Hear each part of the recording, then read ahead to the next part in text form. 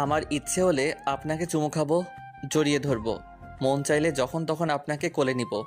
আপনি আমায় বাধা দিতে পারবেন না মহুয়া। বাধা দিলেও সেই বাধা আমি মানব না। নেশালো কণ্ঠে রিহান কথাটি বলে টুকুস করে মহুয়ার চিবুকে শব্দ করে চুমু খেলো। মহুয়া রাগান্বিত চিত্রে রিহানের দিকে চাহিল।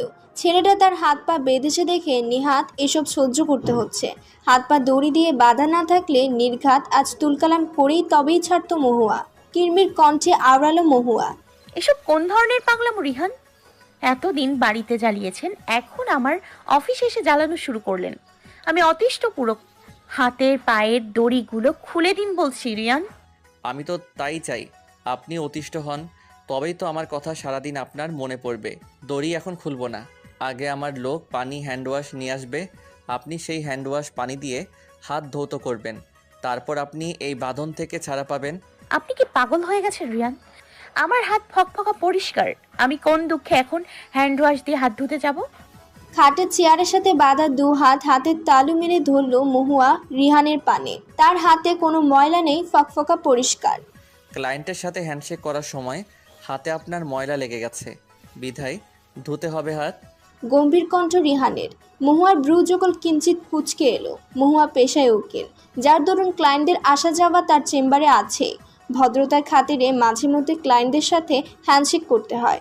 রিহান যখন আজ চেম্বারে উপস্থিত হয়, মহুয়া এক ক্লায়েন্টের সাথে হেসে হ্যান্ডশেক করছিল, যা দেখে রিহান প্রচণ্ড কষ্ট হয়। তবুও নিজেকে কন্ট্রোল করে লোকটা যাওয়ার অপেক্ষায়। লোকটা যাওয়ার সাথে হুমড়ি খেয়ে চেম্বারে ঢুকে সে। রিহানের দলবল দড়ি নিয়ে আসে। রিহান রাগান্বিত হয়ে ফট করে মহুয়াকে একটা কাঠের চেয়ারে বসিয়ে দড়ি দিয়ে হাত পা বাঁধে এবং লোকদের নির্দেশ করে হ্যান্ডওয়াশ পানি নিয়ে আসার জন্যে। মহুয়ার কণ্ঠে কাঠিন্যের রেশ মিলিয়ে গেল। মিলিয়ে যাওয়া কণ্ঠে বলল মহুয়া। আপনি সত্যি সত্যি পাগল হয়ে গেছেন রিয়ান। সুস্থ স্বাভাবিক মানুষের ব্যবহার এমন না।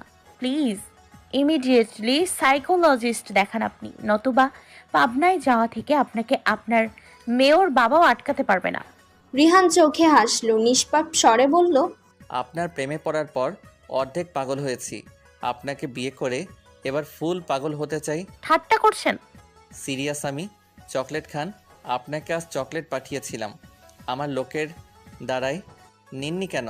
আমি বাচ্চা নই যে প্রতিদিন 4 বক্স 5 বক্স চকলেট খাবো। তেতো মুখে বলল মহুয়া। প্রতিদিন রিহান রাতের বেলা মহুয়ার জন্য অনেকগুলো করে চকলেট কিনে, অতঃপর সকালে ঘুম থেকে উঠে মহুয়ার বাড়ির সামনে গিয়ে মহুয়াকে দেয়। মহুয়া নিতে না চাইলে রিহান শাসায়। বিরক্ত হয়ে মহুয়া চকলেটগুলো নেয়, অতঃপর রাস্তার সুবিধা বঞ্চিত বাচ্চাদের বিলিয়ে থাকে। একটা চকলেটও মহুয়া খায় না। যদিও রিহানের অজানা বিষয়টি, আজ রিহান নিজে না এসে তার দলবল দিয়ে চকলেট পাঠিয়েছিল, যার দরুন আজ নাকচ করে মহুয়া চকলেট নিতে। ফলস্বরূপ রিহান কথাটি জানার সাথে তার ল চেম্বারে দ্বিগুণ চকলেট নিয়ে হাজির হয়। রিহান গম্ভীর স্বরে পুনরায় বলল। আপনি মিনিটে মিনিটে চকলেট খাবেন আর আমায় মনে করবেন। চকলেট শেষ হলে আমায় বলবেন, আমি আবার কিনে আপনার বাড়িতে চকলেট ট্রাকে ট্রাকে পাঠাবো। যতদিন নিজের ইচ্ছায় না বলবেন চকলেটের কথা, আমি প্রতিদিন এইভাবে চকলেট আনবো। হুটহাট এইভাবে আপনার চেম্বারে আসবো, আমাকে কেউ আটকাতে পারবে না। বলেই কিটক্যাট চকলেটের কাগজ খুলে এক টুকরো মহুয়ার মুখে জোর করে পুরে দিল রিহান। মহুয়ার দুই হাত কচলিয়ে তিনবার ধুয়ে দিল রিহান। চতুর্থবারে হাতের তালুতে হ্যান্ডওয়াশ দিতে নিলে মহুয়া এক প্রকার ক্ষেপে যায়। অনেক সহ্য করেছে, আর নয়। এই ছেলের সাহস বেড়ে গেছে। মেয়রের ছেলে দেখে কি মাথা কিনে নিয়েছে নাকি? কর্কশ কণ্ঠে হেসে মহুয়া চেয়ারে বেঁধে থাকা অবস্থায় আওড়ায়। অনেক তামাশা হয়েছে রিয়ান। দড়িগুলো খুলে দিন, নতুবা আমার থেকে আপনাকে কেউ বাঁচাতে পারবে না। আপনার নামে আমি থানায় ডায়েরি করব। এতে আপনার বাবার এতদিনের মান সম্মানে 1 মিনিটে ধুলোয় মিশে যাবে। হুমকি দিচ্ছেন আমাকে? জেলে ভরবেন আমায়? আমি রাজি আছি জেলে যেতে, যদি বা আপনি আমায় থানা থেকে ছাড়িয়ে আনেন। তাছাড়া আমি তো কোনো খারাপ কাজে জেলে যাব না যে আমার ড্যাডের সম্মানহানি হবে। আপনার নামে তো আমি নারী নির্যাতনের মামলা করব। এতটা ভোলা ভালা ভাববেন না আমায়। এটা নিশ্চয়ই ভালো হবে না আপনার বা আপনার বাবার জন্য। আপনাকে কি আমি মেরেছি মহুয়া? বকেছি? আমার যতদূর মনে আছে এই দুইটার কিছুই করিনি আমি। তাহলে নারী নির্যাতন আসে কোথা থেকে? প্রমাণ ছাড়া কিছু হয় না। পাঞ্চে মুখ করে মহুয়া বলল। চুমু খাওয়াকে কি বলে? মহুয়ার উদ্ভট প্রশ্নে চোখে হাসলো রিহান, ঠোঁট ফাঁকা হলো না ক্ষীণ। ছেলেটাকে হাসলে কত না সুন্দর লাগে। মহুয়ার বক্ষস্থল যে ঝলকে ওঠে এই অসামান্য হাসিতে। ছেলেটা আদৌ এটা জানে? রিহান দুষ্টুমি কণ্ঠে আওড়ালো, জানেন তো, আপনি নারী নির্যাতন আদর দুইটিকে একসাথে গুলিয়ে ফেলছেন মহুয়া। ভবিষ্যতে খুব প্রবলেম ফেস করতে হবে আপনাকে, সঙ্গে আমাকেও। আমি এসব প্রবলেমে পড়তে রাজি নই। একদিন সময় নিয়ে আদর নারী নির্যাতনের ফারাক আপনাকে বুঝিয়ে দেব, কেমন? মহুয়া ফ্যালফ্যাল করে রিহানের দিকে তাকালো। মুখ ফসকে না হয় একটা বাক্য বলেই ফেলেছে, তাই বলে এত দূর? ছি ছি, কথার কি ছিরি। মহুয়া বিড়বিড় করে বলে উঠল, আমি কোন পাগলের খপ্পরে পড়লাম খোদা। রিহান মৃদু হাসলো। মহুয়ার মুখের দিকে ঝুঁকে কানে ফিসফিস করে বলল, রিহান পাগলের খপ্পরে পড়েছেন ম্যাডাম। এই খপ্পর থেকে আজীবন আপনার নিস্তার নেই, অন্তত আমি তা হতে দিব না। সন্ধ্যা নেমে এসেছে পৃথিবীতে। যতদূর চোখ যায় নিকোষ কালো অন্ধকার। রিহান ক্লান্ত শরীরে নিজের বাড়িতে ঢুকলো। সারাদিন আজ খাটাখাটুনি করে দিনের সমাপ্তি ঘটেছে। রিহানের বাড়িটি 6 তলা বিশিষ্ট। রিহান পরিবার সহ 4 তলায় থাকে। সদর দরজায় প্রবেশ করতে না করতে এক ঝুড়ি অভিযোগ নিয়ে আসলো মুমিন। কটমট করে রিহানকে বিচার দিল। মুন আমায় আবার শাসিয়েছে ব্রো। আমাকে সে নাকি এবার পুলিশে দিয়ে ছাড়বে। দোষ কি ছিল জানো আমার? বরাবরের মতোই রিহান চোখে হাসলো। ছেলেটার ঠোঁট প্রসারিত করেও তো হাসতে পারে। চোখে হাসলে কতটা মাধুর্য ফুটে ওঠে মুখে। তুমিন রিহানের ছোট ভাই, এবার অনার্স 2য় বর্ষে ইংলিশ নিয়ে পড়ছে। মুন হচ্ছে মহুয়ার ছোট বোন, ইন্টার 2nd ইয়ারে মেয়েটা। 1 বছর ধরে তুমিন আধা জল খেয়ে মুনের পেছনে পড়ে আছে। মেয়েটা তাকে ঘুরেও দেখছে না, যাকে এক কথায় বলে পাত্তা না দেওয়া। রিহান তুমিনের কাঁধে হাত রেখে তুমিনকে নিয়ে নিজের কক্ষের দিকে ধাবিত হলো। যেতে যেতেই বলল, কি দোষ ছিল তার? আজ মুনের কলেজের সামনে গিয়েছিলাম ব্রো। গিয়ে দেখি মেয়েটা এই গরমের মধ্যে রোদে দাঁড়িয়ে গেটের সামনে ফুচকা খাচ্ছে বান্ধবীদের নিয়ে। তুমি তো জানোই ইদানিং কি গরমটাই না পড়েছে।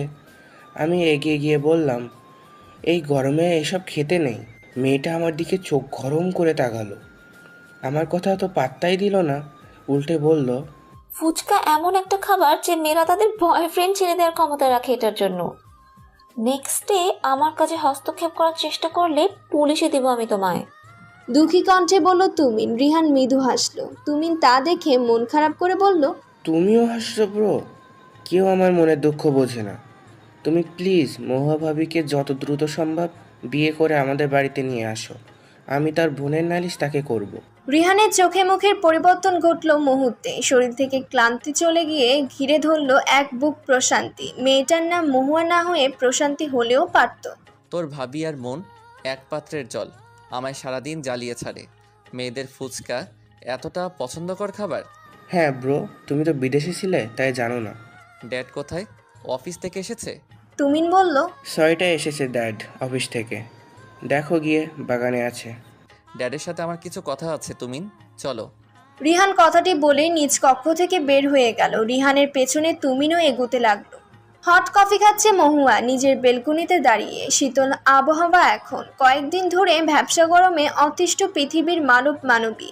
আজ বিদ্যুৎ চমকাচ্ছে গুড়গুড় করে আকাশে। বৃষ্টির দেখা এখনো মেলেনি, হয়তো অন্য কোনো জায়গায় বৃষ্টি হচ্ছে। মহুয়া কফিটুকু শেষ করে নিজের রুমে এলো। একটা জটিল মামলা এসেছে। গাজীপুরের প্রভাবশালী সৈয়দকে এক কৃষক মতিউর নাকি খুন করেছে। তবে কৃষক মতিউর বেকুল হয়ে বলছে সে এই কাজ সে করেনি, কিন্তু তাকেই প্রথম সৈয়দের লাশের পাশে দেখা গিয়েছে। পাড়া প্রতিবেশীর থেকে জানা গেছে সৈয়দের প্রতি আক্রোশ ছিল অনেক আগে থেকে মতিউরের। একবার সৈয়দের থেকে মতিউর সুদের উপর টাকা নিয়েছিল। সময় মতো টাকা ফেরত দিতে পারেনি বলে মতিউরকে বাবা মা তুলে বকাঝকা করে। সৈয়দের দিকে তেড়ে গিয়ে মতিউর সেদিন মারতে যায়। এইটুকু কাহিনী। আজ এই কাহিনী জটিলতায় ভরে গেছে। মহুয়ার যতদূর মনে হচ্ছে মতিউরকে কেউ ফাঁসানোর চেষ্টা করছে। মহুয়া ঠিক করলো কাল একবার জয়দেবপুরের জেলখানায় গিয়ে মতিউরের সাথে দেখা করে কথা বলবে। প্রথম থেকে মিথ্যা অপবাদে কিছুতেই মতিউরকে সে শাস্তি পেতে দিবে না। মহিদুল খান বাগানের চেয়ারে বসে কারো সাথে ফোনে কথা বলছিলেন। রিহান তুমিন দুজনে ফাঁকা চেয়ারে দখল করে বসলো। ড্যাডের ফোন কাটার অপেক্ষায় রিহান। গুরুত্বপূর্ণ কথা বলার আছে আজ। কয়েক মিনিট পর ফোন কাটলেন মহিদুল। মুঠোফোন টেবিলে রেখে স্বাভাবিকভাবে বললেন, বাড়িতে কখন এসছো রেহান? আজকাল তোমার দেখা পাওয়া ব্রাহ্মণ হয়ে চাঁদে হাত দেওয়ার মতো। ব্যস্ত থাকি ড্যাড। মহিদুল ভ্রুযুগল কুঁচকে এলো, ললাটে ভাঁজ পড়ল দুখানা। ছেলে কি করে না করে সবই খবর আসে তার কাছে। বড় হয়েছে ছেলে, চাইলেও এখন আর শাসন করতে পারে না। কিছু বলবে তুমি? হ্যাঁ ড্যাড। বলো শুনি। আমার কিছু টাকা লাগবে ড্যাড। কি করবে? ফুচকার দোকান দিব। মৃদুস্বরে বলল রিহান। মহিদুল তুমিন ফ্যালফ্যাল করে তাকালো রিহানের দিকে। এক প্রকার উচ্চস্বরে মহিদুল বলল, মাথা ঠিক আছে তোমার রিহান? শিক্ষিত ছেলে হয়ে ফুচকার দোকান দিবে? পড়াশোনা শেষ করিয়েছি তোমায় এই জন্য আমার মান সম্মান নষ্ট করার ফোন দিয়ে আঁকছো? তোমার মাকে আমি এক্ষুনি ফোন করে বলছি তার ছেলে পাগল হয়ে গেছে। ড্যাড, হাইপার হচ্ছ কেন? আমার কথা সম্পূর্ণ করতে দাও। ফুচকার দোকান তো আমি বাহিরে দিব না, বাড়ির ভিতরে দিব। আমার দোকানের একজন মাত্র কাস্টমার থাকবে, আর সেটা মহুয়া ড্যাড। মহিদুল আফসোস করে কপালে হাত ঠুকে বললেন, প্রেমে পড়ে এই ছেলের মাথা পুরো গেছে। আল্লাহ, আমার ছেলেকে তুমি ঠিক করে দাও। জেলখানার বাইরে অপেক্ষারত মহুয়া মূলত মতিউরের সাথে দেখা করতে আসা। মতিউরকে ডেকে আনতে গেছে এক কনস্টেবল। জেলখানার চারপাশ মানুষ আসা যাওয়া করছে। অনেকে জেলখানার বাইরে বসে স্বজনকে দেখার আশায়। দু একটা আসামিকে হাতে পায়ে শিকল দিয়ে বেঁধে জেলখানার ভেতরে রাখা। মহুয়ার কষ্ট হলো, বড্ড কষ্ট। তাদের এইভাবে দেখে কি বা করার? পাপ করলে পাপের শাস্তি যে ভোগ করতে হয়, এইটাই যে নিয়ম আদিকাল থেকে হয়ে আসছে। মতিউর মহুয়ার দিকে এসে জড়কণ্ঠে বলল, আসসালামু আলাইকুম আপা। মহুয়া মুচকি হেসে বলল, ওয়ালাইকুম আসসালাম। কেমন আছেন চাচা? এই তো আছি আপা, খুনের আসামি হইয়া জেলে পস্তাছি। আপা, আপনি কি আমার উহিল? মহুয়া ছোট্ট করে বলল, শুধু শুধু আপনার সময় নষ্ট আপা। বাজেভাবে আমি ফাঁসে গেছি। এই ফাঁস গলায় কাটার আকারে পরিণত হয়েছে। কেউ পারবে না আমাকে ছাড়াইতে। সারা জীবন আমার জেলে পচা মরার লাগবে। চোখের পানি ফেলে কথাগুলো বলল মতিউর। মহুয়া এগিয়ে আসে মতিউরের দিকে, সযত্নে মতিউরের চোখের পানি মুছে দেয়। মতিউর উৎকণ্ঠা স্বরে শুধালো, কি করতেছেন আপা? আমার শরীরে নোংরা, আপনার জামাই ভরবো। ভরলে ভরবে, সমস্যা কি? এবার প্রথম থেকে ঘটনাগুলো বলুন তো। ওই দিন সন্ধ্যায় ঠিক কি হয়েছিল? ওই দিন ধান কাইটে কাটায় নিয়ে পাকার মোড়ে রাস্তা দিয়ে আমি যাইতেছিলাম। সৈয়দের বাড়ির পাশ দিয়ে আমার বাড়িতে যাওয়া লাগে। সৈয়দের বাড়ির সামনে আইলে চিৎকার শুনবার শব্দ পাই কারো। আমি দৌড়াইয়া তার বাড়ির ভেতরে যাই। গিয়া দিয়ে সৈয়দ চিত হইয়া মাটিতে পড়ে আছে। যাইয়া আমি সৈয়দরে ডাকি, ওঠে না। নিঃশ্বাস দেখি নাকের কাছে হাত দিয়া, শ্বাস চলে না। বুঝি ওই আর পৃথিবীতে নাই। এইটুকুরে তিল থেকে বেল পানাই ফেলাইছি আপা। আমার মাইয়ার বউর কি হইব? আমি ছাড়া এই পৃথিবীতে আর কেউ নাই তাগো। মহুয়া সমীকরণ মেলানোর প্রয়াসে ভাবুক কণ্ঠে বলল, আপনার কিচ্ছু হবে না চাচা। আপনি নির্দোষ হলে জামিন পাবেন, টেনশন করবেন না। আজ আসি। আচ্ছা আপা।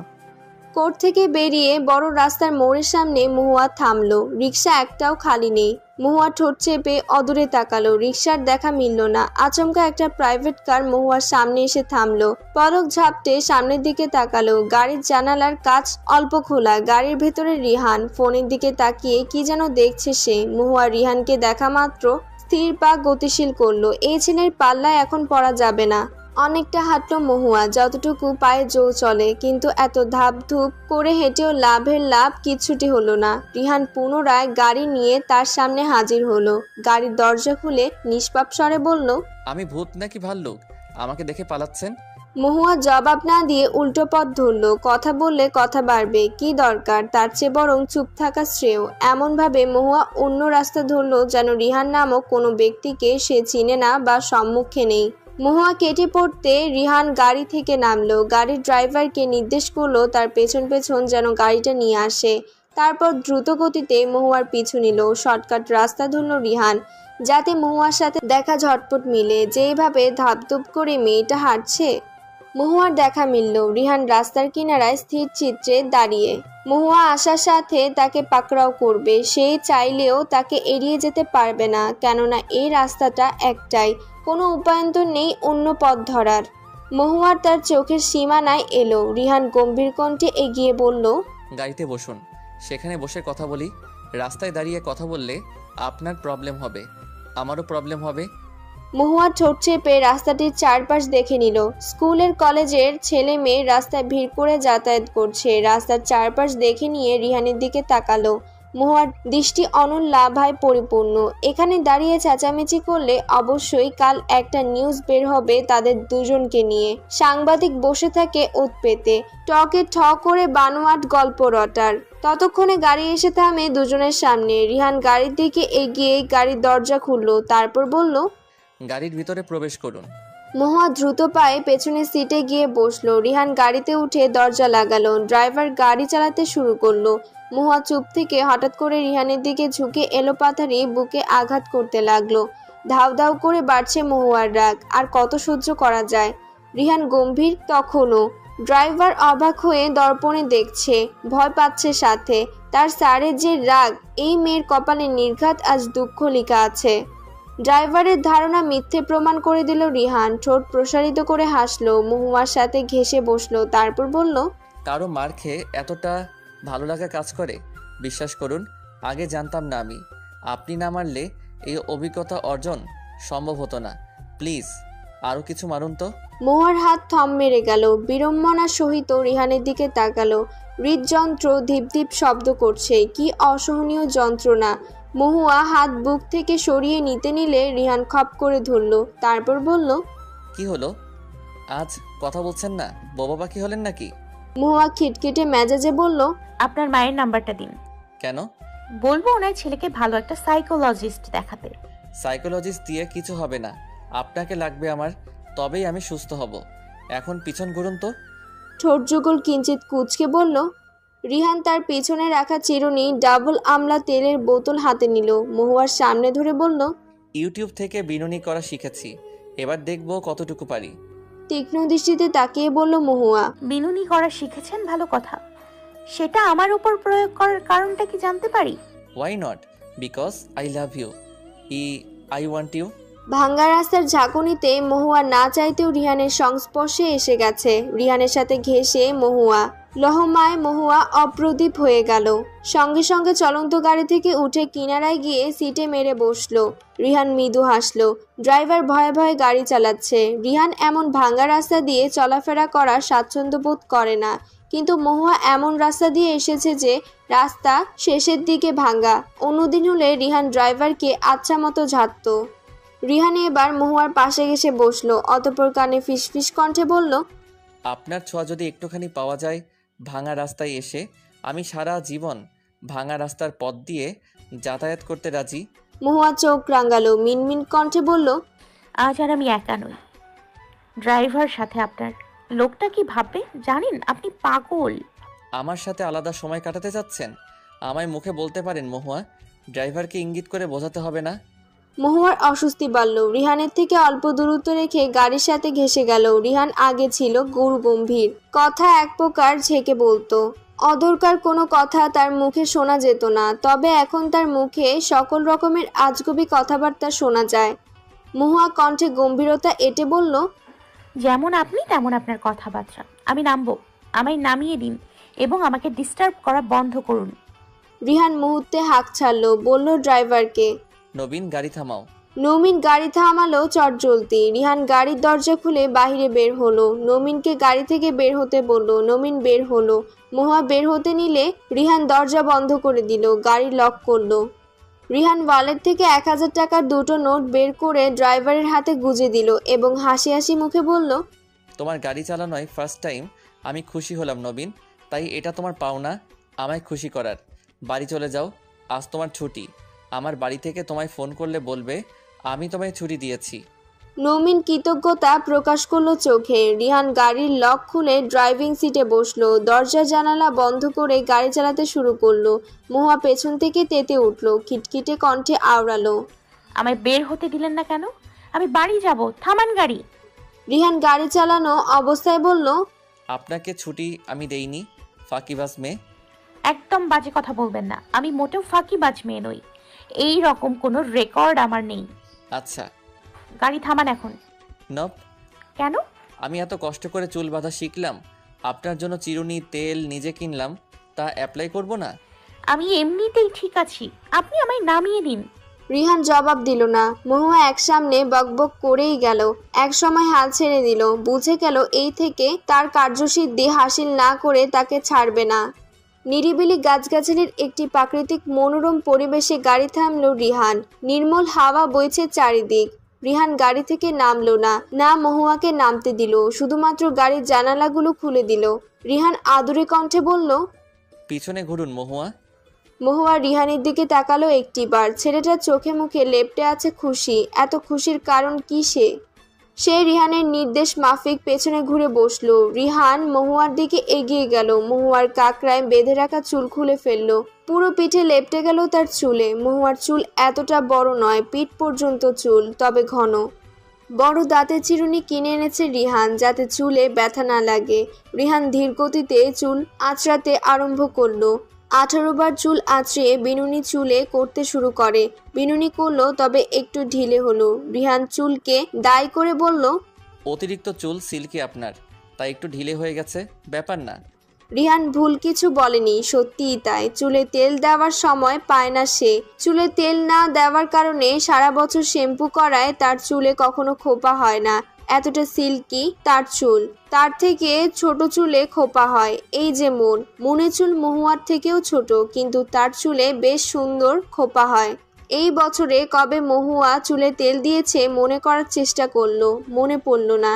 হঠাৎ মহুয়া মন খারাপ করে বলল, সময়ের অভাবে চুলে তেল দেওয়া হয় না।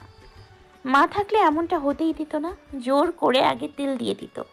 মহুয়ার চোখ টলমলে, আর একটু হলেই অশ্রুস্রোত বইবে। পৃথিবীতে মা না থাকলে হয়তো বোঝা যায় পৃথিবী কত কঠিন। আর যদি মা বেঁচে থেকেও মায়ের ভালোবাসা স্নেহ পাওয়া না যায়, তবে এই কষ্টের মতো আর কষ্ট হয় নাকি? মহুয়ার বাবা ছিলেন সাত্তার আহমেদ, পুলিশ অফিসার। বাবা মা বোনকে নিয়ে ছিল তাদের সুখের সংসার। দিনগুলো ভালোই যাচ্ছিল। কথায় আছে, বেশি সুখ কপালে সয় না। মহুয়ার বেলায় সেই রকম। একবার রেপিস্টদের তদন্ত মহুয়ার বাবা সাত্তার আহমেদের কাঁধে পড়ে। তিনি তদন্ত করতে মিরপুরে যান, কিন্তু এই তদন্ত তার জীবনে কাল নামে। তরতাজা মানুষটা 3 দিনের দিন মৃত অবস্থায় নিজ ঠিকানায় আসে। গলা আলাদা করা, হাত পা আলাদা অবস্থায় ওনার লাশ উদ্ধার করে পুলিশ। কি ভয়ানক খুন! 7 বছর আগেরকার ঘটনা চোখে ভাসলে মনে হয় এটা তো কালকের ঘটনা। মহুয়ার মা আদিয়া সাত্তারের মৃত্যু মেনে নিতে পারেন না। লাশ দেখার সঙ্গে সঙ্গে 2 দিন বেহুশ থাকে। মায়ের অনুপস্থিতিতে বাধ্য হয়ে বাবার লাশ দাফন করতে হয়। কি তুফান গেছে সেই সময়, আহা! এই তুফান আর কারো জীবনে না আসুক, মহুয়া মনে প্রাণে চায়। লাশ দাফন হওয়ার 2 দিনের মাথায় জ্ঞান ফিরে আলিয়ার, তবে শেষ রক্ষা হয় না। আলিয়ার ব্যবহার অস্বাভাবিক দেখায়, নিজের হাতে কামড়ায়, নিজেকে আঘাত করে, খাবার খান না। 7 দিনের দিন আলিয়াকে মানসিক হাসপাতালে পাঠানো হয়। আলিয়া মানসিক ভারসাম্য হারিয়ে ফেলেছে, ডাক্তার সাফ জানায়। বাড়িতে থেকে তার ট্রিটমেন্ট সম্ভব নয়। মহুয়া কান্না করে ফেলল হু হু করে। রিহান অস্থির হয়ে পড়ল। এই তো স্বাভাবিক ছিল মেয়েটা। ব্যস্ত ভঙ্গিতে মহুয়াকে নিজের বুকে আগলে নিল। 2 হাতের আজলা দিয়ে যত্নে চোখের পানি মুছে দিল। আদুরে কণ্ঠে রিহান শুধালো, আমি আছি তো আপনার জীবনের ছোট ছোট বিষয় খেয়াল রাখার জন্য। আপনার মায়ের মতো না পারলেও আমার দিক থেকে কোনো ত্রুটি থাকবে না মহুয়া। এবার লক্ষ্মী মেয়ের মতো কান্না থামান দেখি। আমার যে বুক জ্বালাপোড়া করছে আপনার কান্নারত চেহারা দেখে। আপনি কি চান আপনার কান্নার অঙ্গারে আমি ভস্ম হয়ে যাই? মহুয়া এখনো রিহানের বুকে লেপ্টে। কন্দন থামেনি মহুয়ার রিহানের আদুরে কথনে। রিহানের বুকের বাঁ পাশে অসহনীয় যন্ত্রণা হচ্ছে। মেয়েটাকে 1 বছর ধরে সে চেনে। কখনো এভাবে মেয়েটাকে দেখেনি সে। যদি দেখেছে, কখনো প্রতিবাদী, কখনো ক্রোধিত চোখ মুখে। মহুয়াকে শক্তপোক্ত হাতে নিজের বুকের সাথে চেপে ধরল রিহান। রিহানের মাথা মহুয়ার কপালে ঠেকিয়ে কানে ফিসফিস কণ্ঠে আওড়ালো রিহান, এইভাবে কান্না করে না সোনা, আমার কষ্ট হয়। কথাটি কর্ণপ্রহরে যেতে মহুয়ার শরীর কেমন যেন করে উঠল। সর্বাঙ্গে লোম মুহূর্তে কাটা দিয়ে উঠল। কান্না থেমে গেল। চোখ হলো অনিমেষ। রিহান মহুয়ার দিকে তাকালো। মহুয়ার ঠোঁট রাঙানো খয়েরি লিপস্টিকে। কান্না করার ফলে ঠোঁট কাঁপছে মৃদু। রিহানের ভয়ঙ্কর কিছু বাসনা মাথায় ভর করল। মুহূর্তে মহুয়াকে আস্তে ধীরে বুক থেকে সরিয়ে সিটে বসালো। পেছনে সিটে থাকা পানির বোতল ঘাড় ঘুরিয়ে এনে বোতলের ছিপি খুলে ঢকঢক করে খেলো। চোখ বন্ধ করলো, নিজেকে কন্ট্রোল করলো। অতঃপর গাড়ি চালাতে আরম্ভ করলো। সকাল 10টা। মহুয়া কাপড় ভাঁজ করে ব্যাগে ঢুকাচ্ছে, মুন কাপড় এগিয়ে সাহায্য করছে। ব্যাগ গোছানো শেষ হলে মুন নিজের ব্যাগ গুছিয়ে নিল। মতিউরের মামলার তদন্তের জন্য মহুয়া আজ শ্রীপুরে যাবে। 7 দিনের সময় নিয়েছে মহুয়া আদালত থেকে, যদিও সকল প্রমাণ মতিউরের বিরুদ্ধে। 2 দিন শ্রীপুর থাকবে মহুয়া। বিশাল বড় ফ্ল্যাটে মহুয়া তার বোনকে নিয়ে থাকে। ফ্ল্যাটটা তাদের নিজেদের। বাবা খুব শখ করে 4 তলা ফাউন্ডেশন দিয়েছিল, কিন্তু বাড়িটি মাত্র 2 তলা কমপ্লিট হয়েছে। নিচতলায় মহুয়ারা, উপরতলায় ভাড়াটে থাকে। একটা ফ্ল্যাটে বোনকে রেখে বাইরে যাবে না মহুয়া, তাই ঠিক করেছে তার বান্ধবী মৌটুসির বাসায় 2 দিন থাকবে। কলেজও কাছে হবে। মহুয়া রেডি হলো, নিজ রুম থেকে মুনকে হাঁক ছাড়লো। তোর হয়নি এখনো মন? মুন অন্য রুম থেকে জামা পরে এসে মহুয়ার দিকে পিঠ করে বলল। জামার চেনটা লাগিয়ে দে তো আপু। মহুয়া ধীরগতিতে টেনে চেন লাগিয়ে দিল। বিছানায় রাখা কালো রঙের 2টো ব্যাগ হাতে নিল। দেয়ালের কাছে এসে 2 ব্যাগ এক হাতে নিয়ে তার কাটায় রাখা ফ্ল্যাটের চাবি হাতে নিল। মুন মাথায় চিরুনি করে উৎকণ্ঠা স্বরে বলল, আমায় একটা ব্যাগ দে আপু, আমি নিয়ে যাই। মহুয়া ব্যাগ দুটোর একটাও দিল না, বরং হাতে থাকা চাবির গুচ্ছ মুনের হাতে তুলে দিল। তারপর বলল, তুই মেইন দরজা লক কর, আয় বাইরে। রিহান বিছানায় এক কাঁধ হয়ে ঘুমাচ্ছে। 3 বার ওকে ডেকে গেছে তুমিন, কিঞ্চিত পরিমাণে লড়েনি সে। ঘুমটা এবার পাতলা হয়ে এলো ফোনের ভাইব্রেশনে। চোখ বন্ধ করে বিছানা হাতড়ে ফোন হাতে নিল। শুরু চোখে কল রিসিভ করলো, পুনরায় চোখ করে বলল, বল। ম্যাম কিন্তু 12টায় শ্রীপুর যাচ্ছেন। রিহান নিশ্চুপ রইল। ওপাশ থেকে মহুয়ার তথ্য দেওয়া মাসুম বার কয়েক বলল, হ্যালো স্যার, আমি এখন জানা মাত্র আপনাকে জানালাম ম্যাম মাত্র তার বোনকে নিয়ে বাড়ি থেকে বের হয়েছে। রিহান গম্ভীর স্বরে বলল, ম্যামকে ফলো কর মাসুম, আমি না আসা পর্যন্ত। প্রতি মিনিটের আপডেট আমার চাই। Okay sir. রিহান ফোন কেটে বড় করে নিঃশ্বাস নিগ্রত করলো। বিছানা থেকে উঠে দাঁড়িয়ে ওয়াশরুমে উদ্যত হলো। জলদি ফ্রেশ হতে হবে তাকে। রিকশার ভাড়া মিটিয়ে রিকশা থেকে নামলো মহুয়া। মুন রিকশায় রাখা ব্যাগ দুটো হাতে নিয়ে মুনের সাথে সামনে এগুলো। 6 তলার বাড়ির সামনে এসে থামলো দুজন। বাড়িটির সাথে ঘেঁষে একটা বড় মুদির দোকান। বাড়ির বাহিরে একটা দারোয়ান বসে। মহুয়াকে চোখে পড়তে দারোয়ান বলল, কয়তলায় যাবেন, কার বাসায়? মহুয়া ভদ্রতা সহিত বলল, 6 তলায় যাব, মৌসুমীর বাসায়। আপার ফ্রেন্ড আপনারা? জি। রিহান ফ্রেশ হয়ে তার বারান্দায় এসে মেলে দেওয়া টাওয়াল হাতে নিল। ভেজা মুখ মুছে যথাস্থানে রাখলো। বারান্দার কিনারায় ঝুলিয়ে রাখা ফুলের টপের দিকে রিহান এগিয়ে গেল। রিহানের বারান্দার কিনারা থেকে মেন রোড দেখা যায়। রিহান তার গাছ থেকে রক্ত লাল একটা গোলাপ ছিঁড়ে নিল হাতে। তারপর উদ্যত হলো বারান্দা থেকে বেরিয়ে যাওয়ার জন্য। রিহান বের হতে নিলে বাহিরে মহুয়ার মতো কাউকে লক্ষ্য করলো। তার বাড়ির নিচে দাঁড়িয়ে মেয়েটা দারোয়ানের সাথে কথা বলছে। রিহান তির্যক দৃষ্টিতে নিচে তাকালো। চোখের ভুল নয়, এটা মহুয়াই। রিহান চোখে হাসলো, আদুরে কণ্ঠে বলল, ঘুম থেকে তাড়াহুড়ো করছি আপনাকে ধরার জন্য, আর আপনি আমার বাড়ির সামনে হাজির। Good, I like it. Mahua দারোয়ানের কথা সম্মত জানালো। মুনকি ইশারা করলো তার পেছন পেছন আসতে। লিফট দিয়ে 6 তলায় উঠল। বাম প্রান্তের ফ্ল্যাটের ডোর বেল চাপলো। মৌটুসি দরজা খুলে দিল। মৌটুসি হচ্ছে মহুয়ার গুড ফ্রেন্ড। চোখ বন্ধ করে যাকে বিশ্বাস করা যায় এটা হচ্ছে মৌটুসি। মৌটুসি হেসে বলল, কিরে, বাইরেই দাঁড়িয়ে থাকবি, ভেতরে আয়। মহুয়া নাকচ করে বলল, সময় নেই, বাস ধরতে হবে। তোকে বলেছিলাম না কাল মুনকে রেখে যাওয়ার কথা, তাই দিতে এলাম। পানি, চা কিছু তো খেয়ে যা দোস্ত। আজ না, অন্য একদিন। মুন যা বাড়ির ভেতরে। মুন তার ব্যাগ মহুয়ার থেকে নিল, অতঃপর বলল, সাবধানে যাবি আপু। আচ্ছা মৌসুমি, গেলাম রে, আমার বোনকে দেখে রাখিস। আচ্ছা, সাবধানে যাস। একটু পানি খেয়ে যেতে পারতি। সরি রে, আজ সময় নেই, অন্য একদিনই। আর চৌরাস্তা যেতে হবে মহুয়াকে অটো করে। এখানে মিনি বাস বা দৌপাল্লার বাস চলাচল করে না। চৌরাস্তা থেকে বাস চলাচল। মহুয়া অটো পেয়ে গেল, তবে লোকাল বাসের মতো অটো। খানিক পর পর যাত্রী তুলছে অটো চালক। অটো এখন ফাঁকা। মহুয়া অটোর একপাশে বসে। কৃষি গবেষণার প্রথম গেটে অটো থামলো। মহুয়ার চোখ তখন বাহিরে সীমাবদ্ধ। সে ঘুরে ঘুরে বাহির দেখছে। মহুয়ার পাশে এক যুবক বসলো। মহুয়া আঁচ করতে পারলো ছেলেটার পা দেখে। চেহারা আর দেখতে হলো না। হঠাৎ ছেলেটা মহুয়ার সাথে ঘেঁষে বসলো। গম্ভীর কণ্ঠে বলল, আমায় ছেড়ে শ্রীপুর যাচ্ছেন মহুয়া? এটা আদৌ ঠিক? আপনাকে 1 ঘন্টা না দেখলে আমার পাগল পাগল লাগে। একবারও ভেবে দেখেছেন আমি 2 দিন থাকবো কি করে? শুধু জেলখানার আসামির কথা ভাবলেই চলবে? অপ্রকাশিত কিছু ঘটলে আমরা যেমন চোখ বড় বড় করে ফেলি, ঠিক সেইভাবে মহুয়া চোখ বড় বড় করে ফেললো। অবিশ্বাস্য কণ্ঠে বলল, রিয়ান? মহুয়ার মাথা ভনভন করছে। রিহানের উপস্থিতি সে মানতে পারছে না। সে শ্রীপুরে যাচ্ছে এটা তো জানার কথা নয় রিহানের। তাহলে গুপ্তচর রেখেছে তার খবরাখবর নেওয়ার জন্য নাকি? একবার আর চোখে রিহানের দিকে তাকালো। রিহান তার দিকেই তাকিয়ে চট করে দৃষ্টি সরিয়ে নিল। রিহান চোখের ভাষায় আশ্বস্ত করলো এই যে সে রিহান। মহুয়া নিজেকে সময় নিয়ে নিজেকে শান্ত করলো, বড় বড় নিঃশ্বাস নিগ্রত করলো, তারপর বলল, আপনি এখানে কেন রিয়ান? ওই যে বললাম, আপনাকে 1 ঘন্টা না দেখলে আমার পাগল পাগল লাগে, কষ্ট হয়। মোট কথা, আপনাকে না জ্বালালে আমার সকাল শুরু হয় না। 2 দিন শ্রীপুর থাকবেন আপনি, আমার সকাল শুরু হবে কি করে? ঘুম থেকে উঠে চকলেট নিয়ে আপনার বাড়ির সামনে যাওয়া আমার হ্যাবিট। এছাড়াও আপনার মুখ দর্শন না করে আমি সকালের নাস্তা করতে পারি না। আপনার চেম্বারে অহরহ ক্লায়েন্ট যাতায়াত প্রতিদিন, তার মধ্যে প্রতিদিন যে কিছু ক্লায়েন্টকে আমি পিটিয়ে হাসপাতালে পাঠাই। আপনি এখানে না থাকায় আমার এটাও হবে না।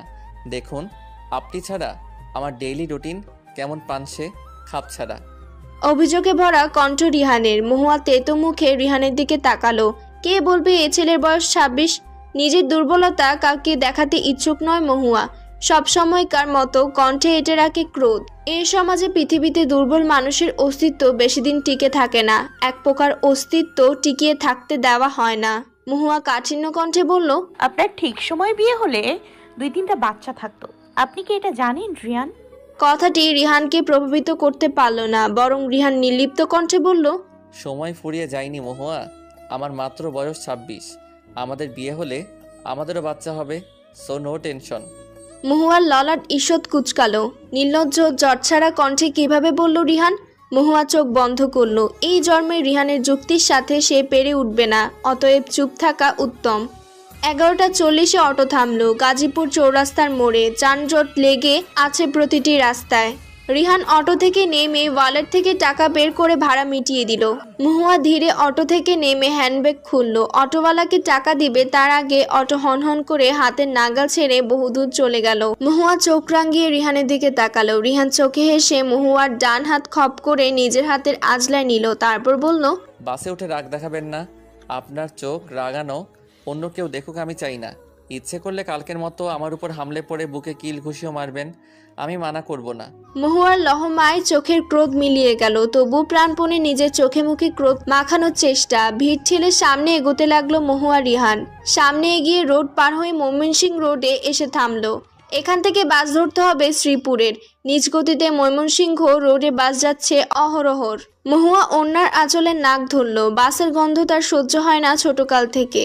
তার কাছে মনে হয় হেঁটে চলা ভালো, তবুও বাস দিয়ে চলাচল না। মা সুস্থ থাকাকালীন বাসে কোথাও গেলে মায়ের কোলে মাথা রেখে যেত, মাঝে মধ্যে লেবু শুকিয়ে জার্নি করত।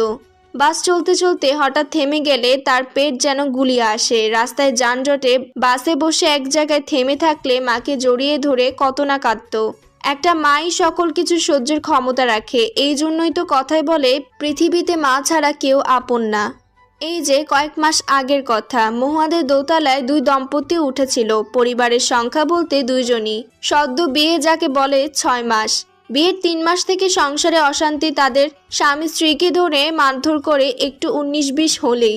স্বামী অবশ্য শিক্ষিত, তাতে কি, শিক্ষিত হলেই তো আর মানুষ যে হওয়া যায় না।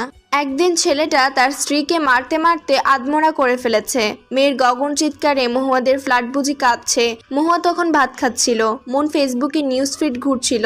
মহুয়া খাওয়া থেকে উঠে সোফা থেকে ওড়না শরীরে জড়িয়ে দ্রুত পায়ে দোতলায় যায়। মন ফোন নিয়ে পিছু নেয়। দরজায় ঠকঠক করার কিছু সময় পর মেয়েটা দরজা খুলে মহুয়াকে জড়িয়ে ধরে। মেয়েটা কাঁপছিল কি তীব্রভাবে। সেই মেয়েটার নাম তাকিয়া। তাকিয়ার শরীরে মারের দাগ। মেয়েটার স্বামী মহিন এমনভাবে তাকিয়াকে মারধর করে শরীরে কোনো দাগ থাকে না। দেওয়ালে মাথায় বাড়ি দেয়, আবার চুলের মুঠি ধরে টানে, গলায় ওড়না পেঁচিয়ে পেটে লাথি মারে, কখনো বা বুকে কিলঘুষি। তাকিয়া কান্নারত অবস্থায় মহুয়াকে সেদিন বলে, আপু, আপনার ফোন হবে? বাড়িতে একটু ফোন দিতাম। মহুয়ার কাছে তখন ফোন ছিল না, তার ফোন তার রুমে। মন ফোন এগিয়ে দিল। মেয়েটা ফোন হাতে নিল, নাম্বার ডায়াল করে পরপর কেটে দিল। মহুয়ার দিকে ফোন এগিয়ে দিল। মহুয়া তখন বলল, ফোন দাও তোমার পরিবারকে, আমি আছি। আর কতদিন এসব সহ্য করবে? ছেলের জাত হচ্ছে লয়ারের।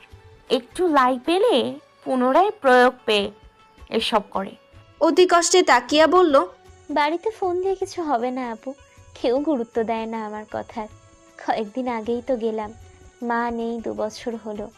মা থাকলে এসব সহ্য করতে হতো না। পৃথিবীতে মা যার নেই তার কেউ নেই আপু। হাউমাউ করে কাঁদে তাকিয়া। মহুয়ার বুকটা সেদিন খা খা করে উঠে। মেয়েটা সত্যিই বলেছে, পৃথিবীতে মা যার নেই তার কেউ নাই আপু। একটা বাস থামলো মহুয়ার সম্মুখে। মহুয়া বাসে উঠলো। মহুয়ার পিছু পিছু রিহান বাসে উঠলো। মহুয়া জানালার সাথে সিটে বসলো। বাস প্রায় ভর্তি। মহুয়ার পাশের সিট এখনো ফিল আপ হয়নি। রিহান হেঁটে মহুয়ার পাশে বসলো। যদিও ফিল আপ হতো, রিহান ঠিক ওঠাতো কোনো কায়দায়। গাড়ি চলতে শুরু করলো। মহুয়া চুপটি করে জানালার বাইরে তাকালো। মাথা ঘুরছে তার বেশ। মা যদি আজ থাকতো, কোলে মাথা রেখে চোখ বন্ধ করা যেত। দীর্ঘশ্বাস ফেলল মহুয়া। মা তার সাথে না থেকেও খারাপ অভ্যাস ধরিয়ে গেছে। হঠাৎ করে বাস থামাতে মহুয়ার পেট গুলিয়ে এলো। প্রচন্ড পরিমাণে ঘামছে মহুয়া। সূর্য মহুয়ার সাথে সাথে চলছে। রিহান ফট করে মহুয়ার মাথা বুকে নিয়ে নিল। অতঃপর বলল, চোখ বন্ধ করে রাখুন, ভালো লাগবে। কি বুঝদার ছেলেটা, কেমন করে বুঝে গেল তার শরীর খারাপ লাগছে, গা গোলাচ্ছে। মহুয়ার চোখে পানি এলো। প্রত্যেকটা মেয়ে তো এমন একজন পুরুষকে চায়, বলার আগে তার মনের গহীনে অব্যক্ত কথা আপনা আপনি বুঝে ফেলবে। মহুয়া চোখ বুজে রিহানের বুকে ঘাপটি মেরে রইল। রিহান তার জিন্সের পকেট থেকে সফেদ রুমাল বের করে। চিন্তিত অবস্থায় মহুয়ার ঘেমে একাকার মুখশ্রী মুছে দিতে লাগলো। এদিকে রিহানের শার্ট জুবুতবু ঘেমে। চোখে মুখে ক্লান্তি দেখে ঠাউর করা যায় ছেলেটা বাসে যাতায়াত খুব একটা নেই, তবু সামান্য পরিমাণের ভ্রুক্ষেপ নেই রিহানের। মহুয়ার শরীর এখন একটু ঠিক লাগছে। ছোটবেলায় বদভ্যাসে লালন করে এলো এত দূর। বয়স 23 ঠেকলো, তবে স্বভাব 10 বছরের বাচ্চাই রয়ে গেল। রিহান বাসে উঠা হকারি থেকে ঠান্ডা মামের বোতল, সর্ষে আম, পেয়ারা মাখা, স্প্রাইট কিনলো। মহুয়া বুকে মাথা রেখে চোখ বন্ধ রেখে দুজনের কথাবার্তা শুনছে। ছেলেটা পারেও বটে। মহুয়াকে নিজের বুক থেকে আগলা করে পানির বোতল খুলল রিহান। মহুয়ার পুনরায় মাথা ঘুরতে শুরু করলো। হাতের মুঠোয় পানি ঢেলে মহুয়াকে জানালার দিকে মুখ এনে পানি ছিটিয়ে দিতে নিলে মহুয়া ভোরকানো কণ্ঠে বলল, বাসের সিট ভিজে যাবে। কি করছেন? কন্ট্রাক্টর রেগে বাস থেকে দুজনকে নামিয়ে দেবে। এটা আপনার না ভাবলেও চলবে, আমায় ব্যাপারটি ভাবতে দিন। মহুয়ার কণ্ঠ মিলিয়ে এলো। ছেলেটা বড্ড একরোখা, জেদ বুঝি শরীরের রন্ধে রন্ধে। রিহান আবারও জানালার ধারে মহুয়ার মুখ এনে মুখে পানি দিল বেশ কয়েকবার। পানির ক্ষুদ্র কণা গলাদেশ বেয়ে জামার গলা ভিজে গেল, কানের কিনারা ভিজে গেল। রিহান ব্যস্ত হাতে রুমাল দিয়ে মুখ মুছল। চুল মুখ গলা রুমাল ঠেকাতে নিলে হাত থেমে গেল। মহুয়াকে আদেশ সুরে বলল, বাকিটুকু আপনি নিজ হাতে মুছুন। মহুয়া মুছে নিল। রিহানের কোলে থাকা আমপেয়ারা মাখা পানির বোতল স্প্রাইট মহুয়ার হাতে এগিয়ে বলল, নিন, কিছু খান, আপনার ভালো লাগবে। মহুয়া রিহানের দিকে তাকালো। চোখ যুগলে আজ ক্রোধ নেই। মহুয়া রিহানের হাত থেকে শুধু পানির বোতল নিল, অতঃপর কয়েক ঢোক খেয়ে নিল। রিহান গম্ভীর সুরে বলল, আমার পেয়ারা মাখা খাবেন না? মহুয়া চোখ মুখ খিচে কাঠিন্য কণ্ঠে বলল, না। কেন? কজ আমি প্রেগনেন্ট না। রিহানের চোখ মুখ অস্বাভাবিক হলো। অবাক কণ্ঠে বলল, টক খেতে বুঝি প্রেগনেন্ট হতে হয়? মহুয়ার দৃষ্টি তীক্ষ্ণ করলো। লজিকটা একেবারে খাপছাড়া হয়ে গেছে। কি হতো যদি এক বাক্যে রিহানকে বলে দিত, আমি খাবো না রিহান, তাহলেই তো হতো। কি দরকার ছিল শুধু শুধু লজিক দেখানোর? মনে মনে মহুয়া নিজেকে গালবন্ধ করতে লাগলো। বিরক্ত মুখ করে ফেসবুকে চ্যাটিং করছে তুমিন। তার আজ পৃথিবীর সবকিছু বিরক্ত লাগছে। মুনকে নিয়ে সে আজ বেশ চিন্তিত। 2 বছর হতে লাগলো মুনকে সে পটাতে, অর্থাৎ রিলেশনে রাজি করাতে পারল না। 1 বছর আগে ফোনে কেঁদে ইমোশনাল টোটকা হসপিটালে ভর্তির মিথ্যা নাটক করে অস্ট্রেলিয়া থেকে রিহানকে বাংলাদেশে আনলো। ভাইয়ের প্রতি তুমিনের বিশ্বাস ছিল তার প্রগাঢ়। ভাই আসলে নিশ্চয়ই কিছু একটা তার জন্য করবে, কিন্তু তার সব আশাতেই ঠান্ডা বরফ পানি ঢেলে দেয় রিহান। শ্রীপুর বাগের বাজারে নামলো মহুয়া রিহান। এখান থেকে ডানের রাস্তায় 10 মিনিট হাঁটলে বঙ্গবন্ধু সাফারি পার্কের দেখা মিলবে। মহুয়া বাগের বাজারে এক কিনারায় দাঁড়িয়ে হ্যান্ডব্যাগ থেকে ফোন বের করে কল লাগালো তার অ্যাসিস্ট্যান্ট স্বপ্নাকে। স্বপ্নার বোনের বাড়ি এখানে। মহুয়া চেয়েছিল এখানে 2 দিনের জন্য হোটেল বুক করবে, কিন্তু স্বপ্না মহুয়াকে বলে, দিনকাল ভালো না ম্যাম, আমার শ্রীপুরে বোনের বাড়ি, সেখানে বরং আপনি থাকুন 2 দিন, অসুবিধা হবে না, আমি কল করে বলি। সকল কিছু বিবেচনা করে মহুয়া স্বপ্নের প্রস্তাবে রাজি হয়। আজ প্রথমে তার বোনের বাড়ি গিয়ে ফ্রেশ হবে, তারপরে তদন্ত করতে বের হবে ভেবে রাখে মহুয়া। রিহানের দিকে এক পলক তাকালো সে। সে না হয় স্বপ্নার বোনের বাড়িতে থাকবে, কিন্তু রিহান ফিরে যাবে কি? স্বপ্না ফোন ধরার সাথে আওড়ায়, 1 ঘন্টা আগে আমার বোনের শাশুড়ি মারা গেছে ম্যাম। সে এখন অবস্থান করছে নীলফামারীতে। মহুয়ার কপালে ভাঁজ পড়ল। মৃত্যু হচ্ছে প্রত্যেকটা মানবীর জন্য ধার্য। একদিন এই পৃথিবীর মায়া ত্যাগ করতেই হবে। এই কথার উপর কিছুই বলা যায় না। মহুয়া ধীর গতিতে বলল, সমস্যা নেই, দেখছি আমি কি করা যায়। মহুয়া ফোন কেটে ব্যাগে ঢুকিয়ে রাখলো। গভীর চিন্তায় মগ্ন থেকে ভাবতে লাগলো কি করবে এখন। দুদিনের তদন্ত একদিনে করে বাড়ি যাবে, তাহলে যে অনেক রাত হবে। দ্বিধাদ্বন্দ্ব থেকে সিদ্ধান্ত নিল আজকেই এই তদন্ত শেষ করে বাড়ি যাবে, যতই রাত হোক। রাত এখন 3টা। মহুয়া তার বেডরুমে পায়চারি করছে, মাথায় মগজ ধপধপ করছে। শ্রীপুর থেকে 1 ঘন্টা আগে বাসায় ফিরেছে সে। শ্রীপুরের সবটা সময় রিহান তার সঙ্গে ছায়ার মতো ছিল। সারাদিনের এত জার্নির পর রাতে ঘুমানোর কথা থাকলেও সে ঘুমাতে পারছে না। সৈয়দ রহমানের পরিবারের সাথে কথা বলেছে সে আজ সামনাসামনি। বাড়ির কাউকে সন্দেহ না করলেও সৈয়দ রহমানের ছেলে সাব্বিরের উপর মহুয়ার সন্দেহ অঢেল জেগেছে। ছেলেটা আদালতে সাক্ষী দিয়েছিল তার বাবাকে খুন করার দিন সে ঢাকায় গিয়েছিল কাজের সূত্রে, কিন্তু আজ মহুয়া এখন পুনরায় প্রশ্ন তাকে করে। সে বলে বাবার খুনের দিন গাজীপুরের কালিয়াক্কের ছিল। দুরকম কথা। মহুয়ার বিশ্বাস মতিউর নির্দোষ, তাকে ফাঁসানো হচ্ছে। এটা তো হয়ে আসছে বহু যুগ থেকে। খুনি অন্যায় করে পার পেয়ে যায় আর নির্দোষের হয় সশ্রম কারাদণ্ড কিংবা ফাঁসি। কোন দিক থেকে প্রমাণ সংগ্রহ করবে? কুলকিনারা আজ মহুয়া খুঁজে পাচ্ছে না, সব জট পাকিয়ে যাচ্ছে। ফোন বেজে উঠল মহুয়ার তড়িৎ গতিতে। মহুয়ার ব্রু কুচকে এলো। এত রাতে কে তাকে ফোন করবে? এত কিছু না ভেবে বিছানা থেকে ফোন রিসিভ করলো। ওপার থেকে কণ্ঠ ভেসে এলো, আপনার ধারণা ঠিক মহুয়া, মতিউর চাচা নির্দোষ। সম্পত্তির জন্য তাকে খুন করা হয়েছে। আপনার ফেসবুকের ইনবক্সে আমি একটি ভিডিও সেন্ড করেছি। আশা করা যায় এই কেস নিয়ে আপনার আর মাথা ঘামাতে হবে না, না আপনার ঘুম নষ্ট করতে হবে। রিহানের কণ্ঠস্বর। মহুয়া কলে থেকে তার আইডির মেসেঞ্জারে ঢুকলো। 3 মিনিটের একটি ভিডিও। ঘুটঘুটে নিকোষ কালো অন্ধকার রুমে সাব্বির চেয়ারে বাঁধা অবস্থায় বসে আছে। শুধু যে বসেই আছে তা না, গগন চিৎকারে সে মত্ত। পুলিশ এলোপাতাড়ি সাব্বিরকে আঘাত করছে। সাব্বির বারংবার আহাজারি করে বলছে, আর মারবেন না স্যার, আমার আর সহ্য হচ্ছে না, প্লিজ আমাকে ছেড়ে দিন। পুলিশ বলছে, তাহলে সবটা স্বীকার কর, তোর বাবাকে কিভাবে মেরেছিস। সাব্বির কোনো মতে কিছুই স্বীকার করছে না। পুলিশ ক্রোধিত চোখ মুখে পুনরায় তাকে প্রহার করলো। সাব্বির চিৎকার করে বলল, আমি মেরেছি আমার বাবাকে। হ্যাঁ, সৈয়দ রহমানকে আমি খুন করেছি। তিনি সম্পদের ভাগ কিছুতেই দিতে চাচ্ছিলেন না, তাই গলা টেপে মেরে দেই, যাতে সে মরার পর জমিজমা সব ভাগ হয়। বেঁচে থাকলে এটা কোনোভাবেই সম্ভব হতো না। এতটুকু ভিডিও, তবু মহুয়ার উষ্ঠে ফুটে উঠল প্রাণোচ্ছল হাসি। চোখে মুখের চিন্তার ছাপ মুহূর্তে গায়েব হলো। একটা পরিবার বেঁচে যাবে, মতিউর বেকসুর খালাস পাবে। এর থেকে আনন্দের কিছু হয় নাকি? মহুয়ার খুব ইচ্ছে জাগছে রিহানকে বড় করে থ্যাংক ইউ বলতে। এখন অবশ্য লজ্জাও লাগছে। ছেলেটার সাথে সে কখনো সুন্দর করে দুটি মিষ্টি কণ্ঠে কথা বলেনি। যতবার বলেছে গম্ভীর কটমট ক্রোধ স্বরে। ক্রোধের দেখা আজ মিলছে না মহুয়ার। না হলে কটমট করে গম্ভীর কণ্ঠে শুধানো যেত, থ্যাংক ইউ। পুনরায় ফোনের ওপাশ থেকে রিহান সহজ কণ্ঠে বলে উঠল, আপনার থ্যাংক ইউ এর চেয়ে আপনার হাসিটা আমার কাছে মহামূল্যবান, যা আপনি আমায় অলরেডি দিয়ে ফেলেছেন। মহুয়ার উষ্টের 2 প্রান্ত প্রসারিত হলো। কারণ ছাড়া মহুয়া আজ হাসছে চওড়া হাসি। গালের দুদিক আজ লাল আভা ছড়াচ্ছে। মহুয়া ফোন কানে রেখে আয়নার সামনে গেল। তার আজ ভীষণ লজ্জা লাগছে। কারণ কি রিহান? নিজের মনের গোপন মোলায়েম সত্যাকে মহুয়া লুকায়িত করে রিহানকে কাটকাট কণ্ঠে বলল, এত রাতে ফোন করেছেন কেন? ঘুম নেই? সারাদিন কি মাছির মতো ভনভন করতে থাকে? রিহান শব্দ করে হেসে উঠল। এত রাতে এই হাসির আওয়াজ শুনলে যে কেউ ধরে নিবে রাতে ভূত হাসছে। মহুয়ার কাটকাট কণ্ঠ মুহূর্তে মিলিয়ে এলো। সে আবারও কঠিন মানবী হওয়ার প্রয়াস করলো। বলতে চাইলো, এভাবে হাসবেন না, মাথায় পেইন হয়। তবে তার কাঠখোর রিহানের হাসিতে পুড়ে অঙ্গার হলো। এত মাধুর্যে ঠাসা হাসিকে কি কটু কথা বলা যায়? যায় না। মহুয়ার সব ক্রোধ হাওয়ায় মিশে গেল। কণ্ঠে এলো শীতলতা। শীতল কণ্ঠে বলল, অনেক রাত হয়েছে, ঘুমান। আর আমাকেও ঘুমাতে নিন। এই প্রথম রিহানকে এত শীতল স্বরে মহুয়া কিছু বলল। রিহানের বুক ধীপ ধীপ শব্দ করে উঠল। রিহান বুকের বাঁ পাশে হাত রেখে বলল, আপনি আপনি আমার কবে হবেন মহুয়া? মহুয়ার হৃদযন্ত্রের ক্রিয়ার গতি বেড়ে গেল।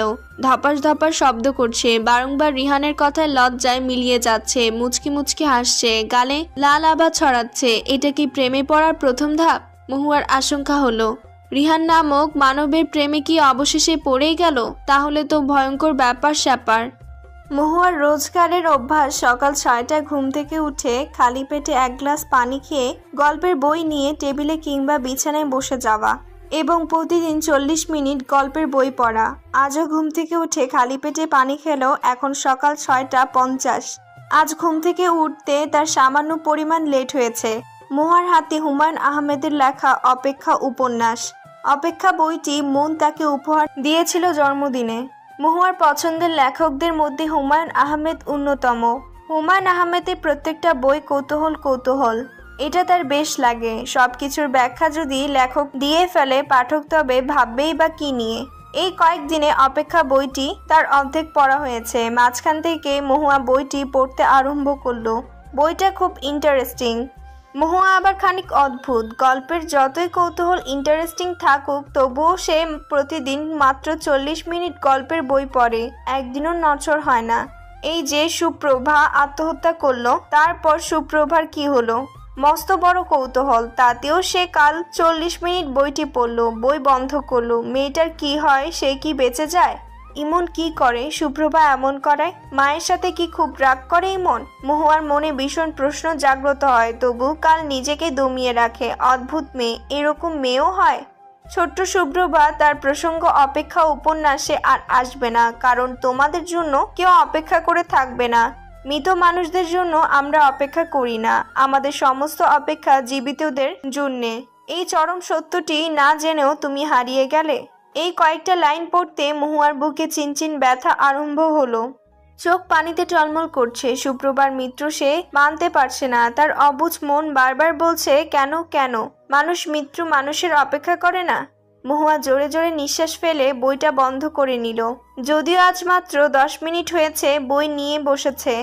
রিহান এখনো বিছানা থেকে উঠেনি। বড্ড ক্লান্ত লাগছে তাকে। রিহানের রুমে ঘুরঘুর করছে তুমিন। ভাইকে শেষবার ম্যানেজ করার চেষ্টা। রিহান চোখ বন্ধ থাকা অবস্থায় তুমিনের অস্তিত্ব অনুভব করতে পারছে। তুমিনকে আজও চিন্তিত লাগছে। সে ধপ করে রিহানের পায়ের কাছে বসে বলল। রিহানের কপালে ভাঁজ পড়ল, তবু চোখ খুলল না।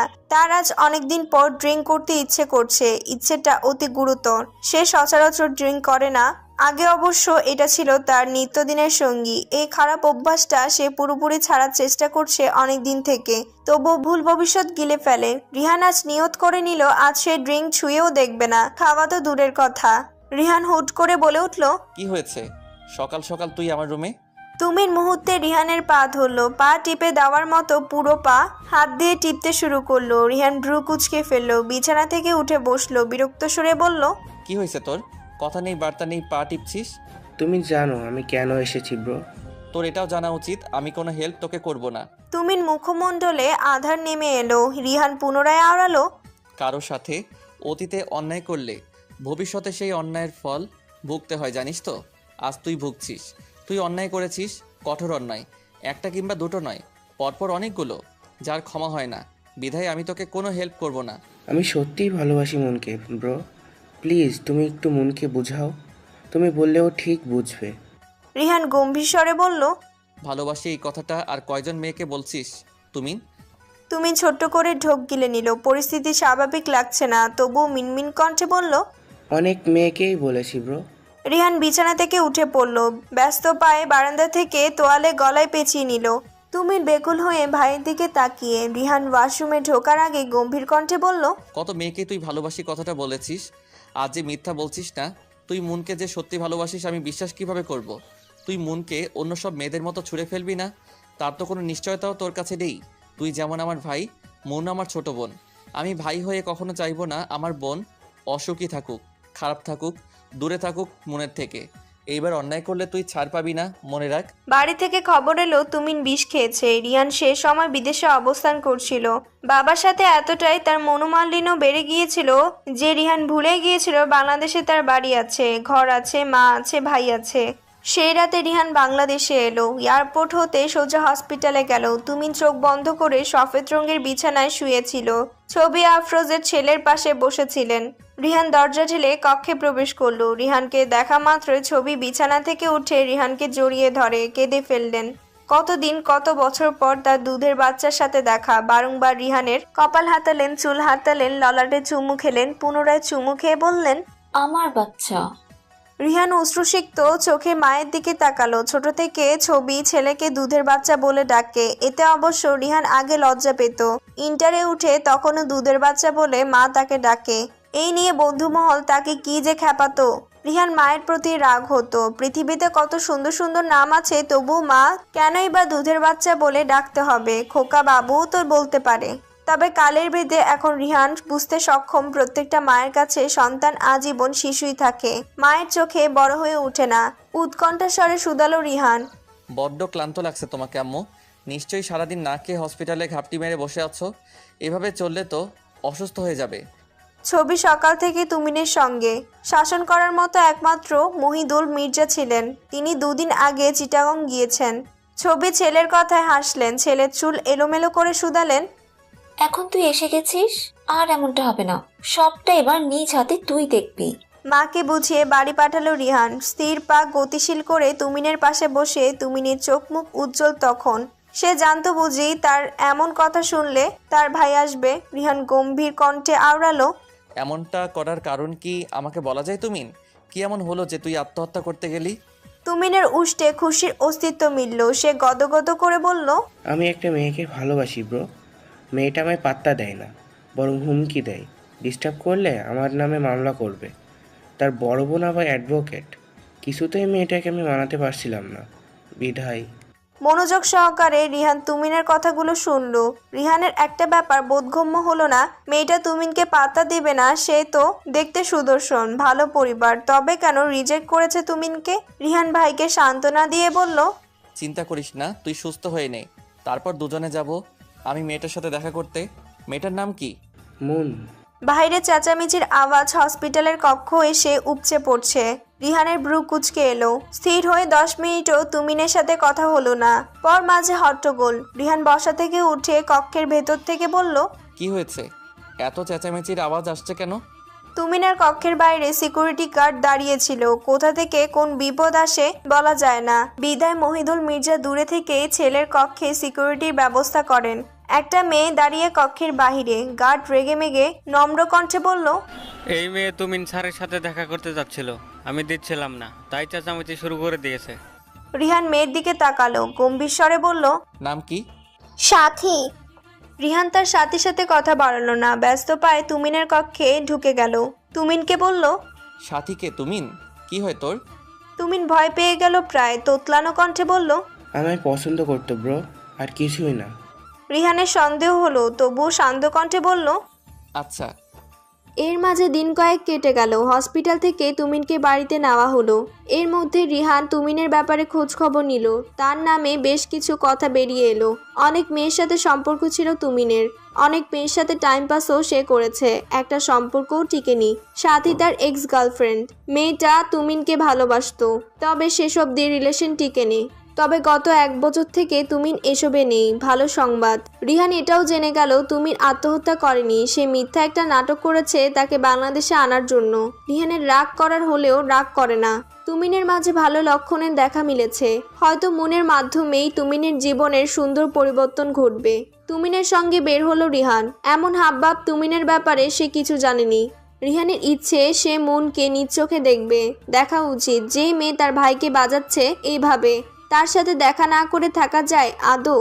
মনির সাথে দেখা মিলল স্কুল গেটে। পাশে তার এক মেয়ে হাত ধরে। স্কুল ছুটির টাইম, সারি সারি ছেলে মেয়ে বের হচ্ছে স্কুল থেকে। রিহান গম্ভীর হয়ে চারিদিক অবকলন করে। তার ভাই বাচ্চা একটা মেয়ের প্রেমে পড়ল। স্কুল দেখে বুঝে গেল অল্প বয়স, তাই হয়তো মেয়েটা তুমিনকে প্রাধান্য দিচ্ছে না। মুন সবে গেট হতে বের হচ্ছিল। তুমিনকে দেখা মাত্র তার বড় বোন মহুয়াকে ফট করে বলল, আপু আপু দেখ, এই ছেলে প্রতিদিন আমায় ডিস্টার্ব করে। বলে কি জানো, আমায় নাকি সে ভালোবাসে। আমায় নাকি সে ভালোবাসে? কথাটা উল্টো উল্টে বলল মুন। ভয় তুমিন ভাইয়ের পেছনে লুকালো। মহুয়া হনহন করে রিহানের পানে এলো। নাক কাঁপছে তার মৃদু। কটমট করে মহুয়া বলল, লজ্জা করে না? যেই বয়সে বিয়ে করে সংসার করার কথা, সেই বয়সে আপনি আমার বোনকে উত্ত্যক্ত করছেন, বেয়াদব ছেলে। রিহানের ললাটে ভাঁজ পড়ল। মুন যখন হাত দিয়ে তুমিনকে ইশারা করে, রিহান ছিল তুমিনের পিছন দিকটায়। তুমিন সরে যেতে রিহানকে তুমিন ভেবে বসে মহুয়া। অপলক চোখে মহুয়ার দিকে তাকিয়ে থাকে রিহান। এর আগে এমন রাগান্বিত কটমট স্বর কোনো মেয়ের থেকে এমন কথা শোনেনি। বিদেশি মেয়েদের কথা হয় মিষ্টি, কথা কথায় বেবি, ডার্লিং, সুইট হার্ট এইসব শুনে এসেছে, তবে মহুয়ার মাঝে ব্যতিক্রম কিছুর দেখা মিলল। রাগে রীতিমতো নাক কাঁপছে মেয়েটার, দুই আঁখি যুগলে আকাশ সম ক্রোধ, বুক ধিপ ধিপ শব্দ করে উঠল রিহানের। এ কি প্রেমে পড়ার ইঙ্গিত? ইদানিং মহুয়ার রিহানকে দেখলে লজ্জা লাগে, লজ্জায় গালে রক্তিম আভা ধারণ করে। এইটুকুতে সীমাবদ্ধ নেই, এখন তার রিহানের সাথে ঘন্টার পর ঘন্টা কথা বলতে ইচ্ছে করে। রিহানকে দেখলে এখন তার চোখে ক্রোধের অস্তিত্ব থাকে না, গলায় কঠোরতা আসে না, আসে শীতলতা। এছাড়াও সারাদিন নিজেই একা একা মুচকি হাসে। নিজের প্রতি মহুয়া ভীষণ চিন্তিত। রিহানের সামনে যেতেও এখন তার লজ্জা লাগে, ঠোঁট আপনা আপনি প্রসারিত হয়। এক প্রকার ভয় মহুয়া রিহানকে দিন 4 ধরে এড়িয়ে চলছে। রিহান ফোন করলে ধরছে না, যতই কঠোর চোখ মুখ করে রিহানের সামনে দাঁড়াক, রিহানকে দেখা মাত্র তার মাঝে তুমুল পরিবর্তন আসে আর ঘটে। মহুয়ার এরূপ ব্যবহারে রিহান ভীষণ অসন্তুষ্ট। এর একটা বিহিত আজ সে করবেই। জজ কোর্টের প্রথম গেটের সামনে এসে দাঁড়ালো রিহান। আজ সৈয়দ রহমানের মামলায় রায় বেরিয়েছে। মহুয়া এবার মামলায় জিতেছে। একটু পরই বের হবে মহুয়া আদালত থেকে। তার কাজ শেষ করে আজ ধরবে মহুয়াকে, সেটাও হাতে নাতে। কংগ্রাচুলেশনস মহুয়া, আপনি কেসটা জিতে গেছেন। মহুয়ার সাথে হ্যান্ডশেক করতে করতে বলল সমীকরণ। মহুয়া হালকা হেসে বলল, থ্যাংক ইউ মিস্টার সমীকরণ। কালো রঙের কোট এক হাতে নিয়ে অন্য হাতে ফাইল নিয়ে পুনরায় মহুয়া বলল, যেতে হবে এখন আমায় মিস্টার সমীকরণ, অন্য একদিন আমাদের কথা হবে। সমীকরণ দূর থেকে মহুয়ার যাওয়া দেখলো। কোর্টে যতই মহুয়া তার বিপক্ষের উকিল হোক না কেন, মহুয়াকে তার ভীষণ ভালো লাগে। মহুয়া ব্যস্ত ভঙ্গিতে কোর্টের প্রথম গেটের একটু দূরে দেখলো রিহান দাঁড়িয়ে ফোনে কথা বলছে। মহুয়ার মুহূর্তে চেহারায় পরিবর্তন ঘটলো, ঠোঁট প্রসারিত হলো। লজ্জা লাগছে তার কারণ ছাড়া। আজকেও সে রিহানের চোখ ফাঁকি দিল, কোর্টের দ্বিতীয় গেট দিয়ে বেরিয়ে গেল। মাইসান, কখনো গার্লফ্রেন্ডকে কিস করেছো? বলল মহিদুল। চ্যাপটা বোতল থেকে এক গ্লাস হুইস্কি নিয়ে পুনরায় পান করলো মহিদুল মির্জা। নেশা আজ তার একটু বেশিই চড়ে গেছে। রিহান তার ড্যাডের দিকে তাকালো, মুখ আধার করে বলল, আমার গার্লফ্রেন্ড নেই ড্যাড। মহিদুল মাতালো হেসে বলল, মহুয়াকে তাহলে মাইসান? মাই লাভ। গুড। তা কবে বিয়ে করছো, কিছু ভেবেছো? সময় হলেই করব ড্যাড। রিহান চেয়ার ঠেলে উঠে দাঁড়ালো। মাথা তার ঘুরছে, স্থির পায়ে দাঁড়িয়ে থাকতে পারছে না, ঢোলাঢুলি করছে। টেবিলে থাকা ফোন জিন্সের পকেটে ঢুকিয়ে নিল। তুমিন ব্যস্ত পায়ে এসে রিহানকে ধরলো, তারপর বলল, কোথায় যাচ্ছ ব্রো এই অবস্থায়? তুমি ড্রাঙ্ক? তোর ভাবির কাছে। আজ একটা হেস্তনেস্ত করেই ছাড়বো। ছাড়, আমায় যেতে দে। এইভাবে তো যেতে পারবে না, অনেক রাত হয়েছে। কালকে না হয় যেও। আমি এখনই যাব, হোক রাত, আই ডোন্ট কেয়ার। ড্রাইভারকে নিয়ে যাও, গাড়ি চালাতে পারবে না তুমি। আমি গাড়ি অবধি দিয়ে আসি। ওকে।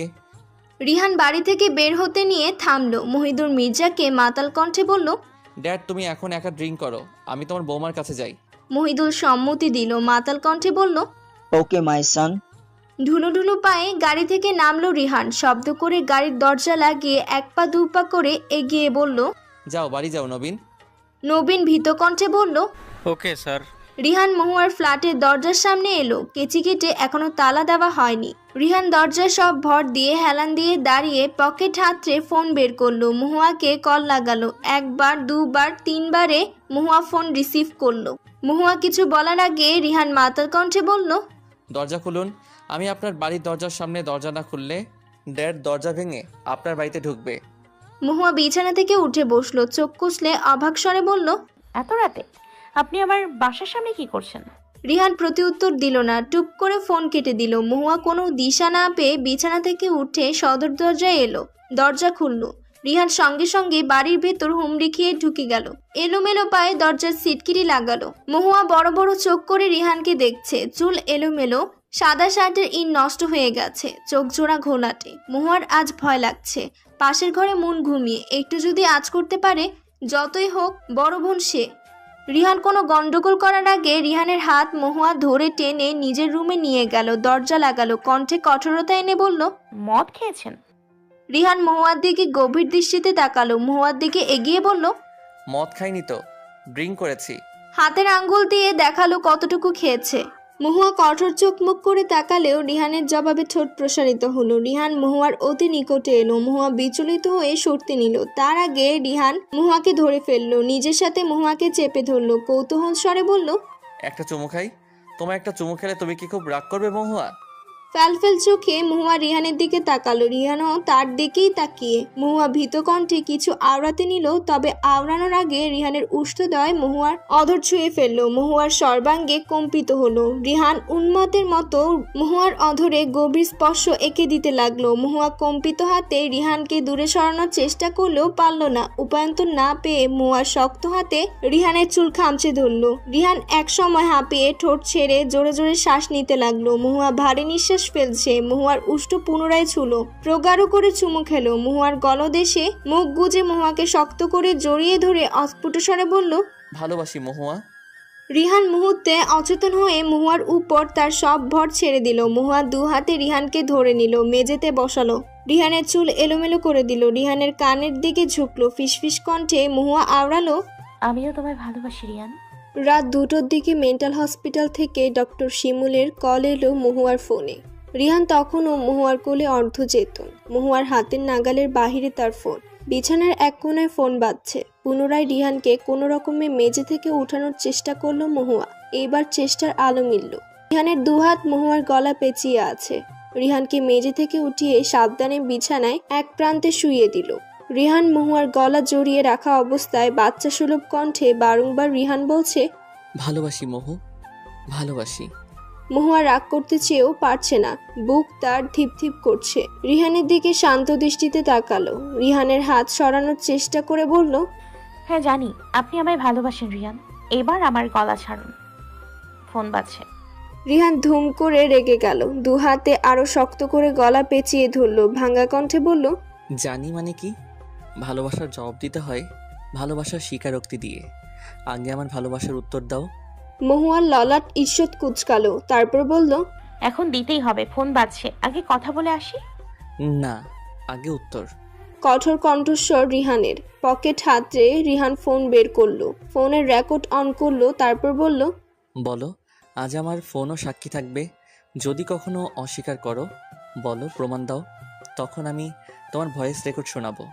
রিহানের পাগলাময় পুনরায় মহুয়া মুচকি হাসলো। মহুয়া চেষ্টা করলো কণ্ঠে কঠোরতা আনতে, তবুও আজ পেরে উঠছে না। আমতা আমতা করে বলল মহুয়া, আমিও আপনাকে ভালোবাসি রিয়ান। রিহান ধীরদৃষ্টি মহুয়ার পানে নিবেদন করলো, ধমক সরে বলল, আপনাকে কি?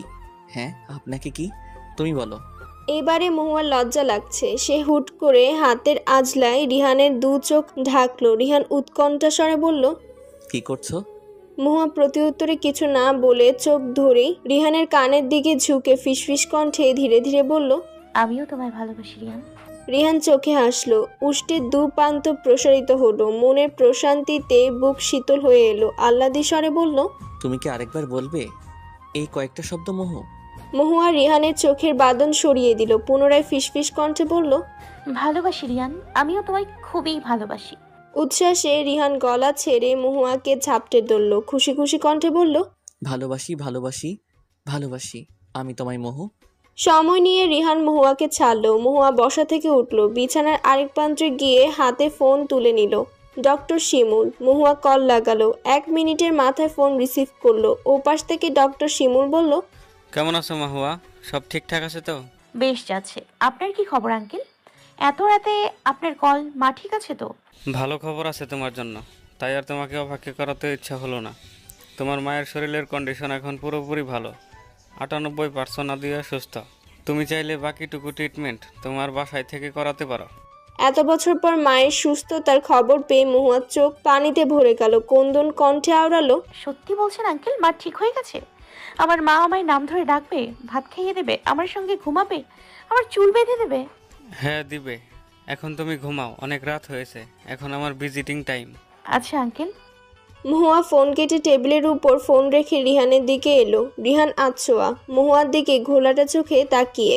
মহুয়া রিহানের পাশে এসে বসলো, তারপর বলল, তোমার ফোন কোথায় রেখেছো?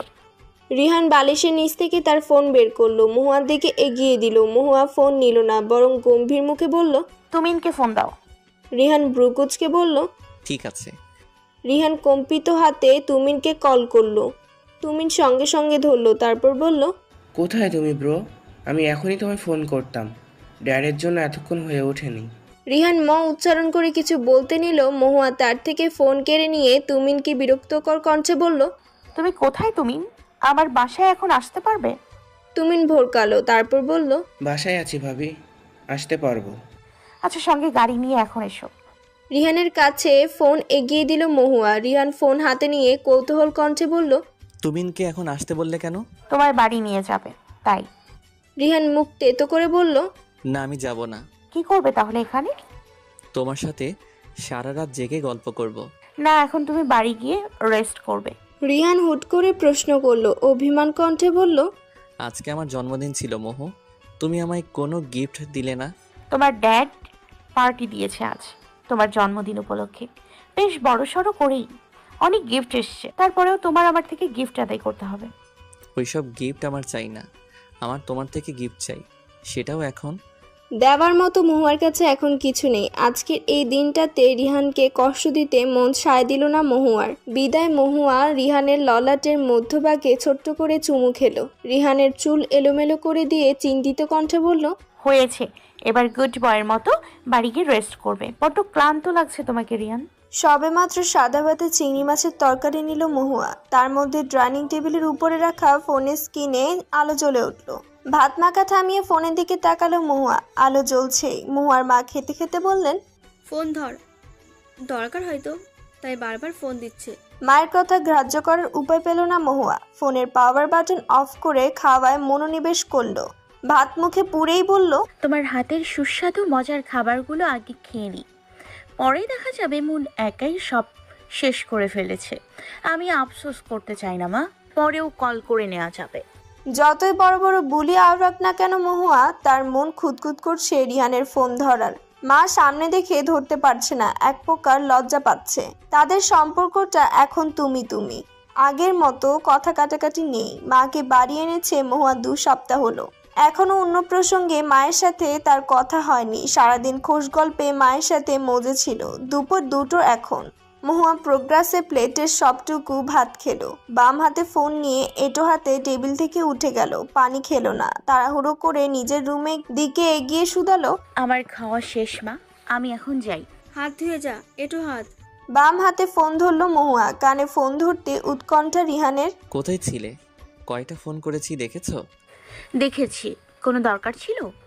এতগুলো কল সচরাচর করো না। মিনমিন কণ্ঠে আওড়ালো মহুয়া। রিহানের কণ্ঠ শীতলে পরিণত হলো। এখন বের হতে পারবে? তোমার সাথে লাঞ্চ করতে ইচ্ছে করছে। এখন? হ্যাঁ, আসবে? আমি এখনো না খেয়ে মোহ। মহুয়া সময় নিয়ে ভাবতে লাগলো, অতঃপর বলল, আচ্ছা, ফ্রেশ হয়ে বের হচ্ছি। আচ্ছা, আমি তোমার অপেক্ষা করছি মোহ। কলেজের রাস্তা পেরিয়ে মুন বাসায় যাওয়ার রাস্তা ধরলো। এলোমেলো চোখে চারিদিক পর্যবেক্ষণ করছে সে। ভিড়ের মাঝে কাউকে খোঁজার চেষ্টা। মুনের মন খারাপ হচ্ছে। তুমিনকে কয়েকদিন থেকে সে দেখছে না। আগেই প্রায় এই রাস্তায় তুমিনের দেখা পেত, একটু হলেও কথা হতো। পিপাসিত কণ্ঠে বলে উঠল মুন, তুমি কোথায় তুমিন? আমায় কি ভুলে গেলে? আমি ভীষণ মিস করছি তোমায়। চঞ্চল পায়ে বাড়ি থেকে বের হলো মহুয়া। কয়েক সেকেন্ডের মধ্যে রিহানের দেখা মিলল। রিহান গাড়ি থেকে নেমে গাড়ির জানালা থেকে নবীনকে বলল, সোজা বাসায় যাও নবীন। রিহান মহুয়ার দিকে এগিয়ে গেল। হাত ঘড়িতে চোখ বুলিয়ে বলল, লেট করে ফেললাম কি? মহুয়া ছোট্ট করে বলল, না। রিহান চট করে মহুয়ার হাত ধরলো। সামনে এগিয়ে বলল, চলো যাওয়া যাক। মহুয়া উৎকণ্ঠাস্বরে বলল, এটা রাস্তা, হাত ছাড়ো, কেউ দেখে ফেলবে। দেখুক। তবু মহুয়ার কম্পিত কণ্ঠে বলল, কোথায় লাঞ্চ করবে ভাবলে? এখনো ভাবিনি, আজ বরং তোমার পছন্দের হোটেলে খাওয়া যাক। তুমি কি বলো? চোখে হেসে বলল রিহান। মহুয়া ধীর দৃষ্টিতে তা অবকলন করে নিল, এমন ভাবে যেন সে চোখের ক্যামেরায় বন্দি করে নিল এই সুন্দর দৃশ্যটি। মহুয়া কৌতূহলী স্বরে বলল, হেঁটে যাবে নাকি রিকশায়? বরাবরের মতো চোখে হেসে বলল রিহান। তুমি যেভাবে যেতে চাও। মহুয়ার বুক কম্পিত হতে লাগলো। ছেলেটার এইভাবে হাসতে হবে কেন?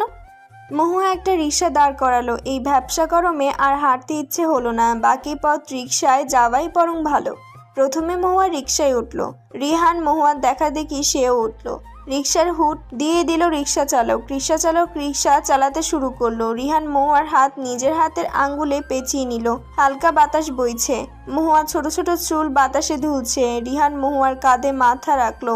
কাঁধে মাথা রেখে মহুয়ার চুল ঠিক করে দিচ্ছে বারংবার। মহুয়া সরতে যেও পারছে না। রিহান মহুয়ার দিকে মুগ্ধকর দৃষ্টিতে তাকিয়ে আওড়ালো, তোমার সাথে থাকলে আমার এত শান্তি লাগে কেন মহু? আদিয়া বেশ কিছুদিন ধরে লক্ষ্য করছেন তার বাড়ির চারিদিকে লম্বা চওড়া ফর্সা একটা ছেলে বাড়ির পাশে ঘুরঘুর করছে, সেটাও মহুয়ার বাসা থাকাকালীন। মহুয়া বাসায় না থাকলে আবার ছেলেটাকে দেখা যায় না। তিনি আপন মনে এসব ভেবে ভেবে জানালার পর্দা লাগাচ্ছেন। এরই মধ্যে বাড়ির সামনে এসে একটা রিকশা থামলো। আদিয়া টুক করে জানালা ফাঁক করে বাইরে তাকালেন। এই তো সেই ছেলে যে কিনা এই বাড়ির আশেপাশে ঘুরঘুর করে। মহুয়ার সাথে এক রিকশায় ছেলেটার পরনে আকাশি রঙের শার্ট, কালো জিন্স। দুজনেই এক রিকশা থেকে নামলো। রিহান জিন্সের পকেট থেকে রুমাল বের করে ব্যস্ত পায়ে মহুয়ার সম্মুখে এসে তার মুখমণ্ডলের ঘাম যত্ন সহকারে মুছে দিচ্ছে। আদিয়া পূর্ণ দৃষ্টিতে তাদের দুজনকে দেখছে। ঘাম মুছে রুমাল পকেটে ঢুকালো রিহান, তারপর বলল, এবার যাও বাড়িতে। মাথা নাড়িয়ে রিহানের কথায় মহুয়া সম্মতি দিল। বাড়িতে ঢোকার আগে মিনমিন কণ্ঠে মহুয়া বলল, সাবধানে যাও, বাড়িতে পৌঁছে আমায় একটা টেক্সট করো। রিহানের গম্ভীর মুখ রিহানের মৃদু হাসিতে যেন প্রাণ ফিরে পেল। রিহান মহুয়ার চোখের দিকে তাকিয়ে পলক ফেলে আশ্বস্ত করলো, ছেলেকে আমার বেশ পছন্দ হয়েছে। নাম কি ছেলের? আদিয়ার এমন আচমকা প্রশ্নে এক মুহূর্তের জন্য মাথা ভনভন করে উঠল মহুয়ার। হাতে থাকা তোয়ালে খসে মেঝেতে পড়ে গেল। সদ্য ঠান্ডা পানিতে মুখ ধুয়ে এসেও মহুয়ার কপাল ঘামছে। মহুয়া নিজেকে স্বাভাবিকভাবে মায়ের সামনে উপস্থাপন করার চেষ্টা করলো। তোতলানো কণ্ঠে বলল, কোন ছিলে মা, কার কথা বলছো? আদিয়া আলুর খোসা ছাড়িয়ে বলতে লাগলেন, কে আবার? যার সাথে রাতে ফিসফিস করে কথা বলিস? ভাবিস মা কিছুই বুঝতে পারে না। মহুয়ার লজ্জায় চোখের আঁকা শুরু হয়ে এলো। রাতে আদিয়া মহুয়ার সাথে ঘুমান, যার দরুন রাতে রিহানের সাথে ফিসফিস কণ্ঠে কথা বলে সে। লজ্জায় মহুয়া তোতালো কণ্ঠে শুধালো, নাম হিয়ান মা? আদিয়া হাসি মুখ কেমন যেন নেতিয়ে গেল মহুয়ার কথা শুনে। ললাট কুচকে এলো ঈষৎ। গম্ভীর স্বরে বললেন, ছেলের বাবার নাম কি? আগের মতোই মেঝেতে তাকিয়ে তোতলানো কণ্ঠে বলল, মুহিদুল মির্জা। আদিয়া আলু কাটা থামিয়ে ফেলো মুহূর্তেই। মুখে নেমে এলো আধার, চোখে পানি এলো, কণ্ঠ কম্পিত হতে লাগলো। মেয়েকে আজ অনেক কড়া কথা শোনাতে ইচ্ছে করলো আদিয়ার। এত ছেলে পৃথিবীতে থাকতে মেয়ে এমন একটা ছেলের সাথে সম্পর্কে জড়ালো, যে ছেলে কিনা নাক শীতকালেন আদিয়া। মেয়েকে কি করে প্রথম থেকে শেষ পর্যন্ত বললেন, মনে মনে কথা ঘোচাতে শুরু করলেন। তবে কণ্ঠে কথা বেরোতেই চাইল না। চিন্তিত হলেন। দলা পাকিয়ে যাচ্ছে তার সব। চেয়ার থেকে উঠে গেলেন। মহুয়ার দু চোখ মেঝেতেই নিবদ্ধ। বোকা মেয়ে কি আদৌ জানে তার মায়ের ভেতরে তুমুল ঝড় বয়ে যাচ্ছে? বিকাল থেকে রুমের দরজা বন্ধ করে আছেন আদিয়া। বার কয়েক মাকে ডেকে গেছে মহুয়া। প্রতিবার আদিয়া ঘরের ভিতর নীরব দর্শকের ভূমিকা পালন করে গেছেন। মহুয়ার চিন্তা হচ্ছে হঠাৎ করে তার মায়ের আবার কি হলো। রিহানের পরিচয় শোনার পর থেকে মা অদ্ভুত আচরণ শুরু করেছে। মায়ের রুমের দরজায় পুনরায় ঠকঠক আওয়াজ করলো মহুয়া। এবার মহুয়াকে নিরাশ করলেন না আদিয়া, দরজা খুলে দিলেন। ভেতরে গিয়ে বিছানা এক প্রান্তে সে বসলেন। মহুয়া মায়ের সাথে ঘেঁষে বসলো। মহুয়া চিন্তিত স্বরে বলল, কি হয়েছে মা, শরীর খারাপ লাগছে?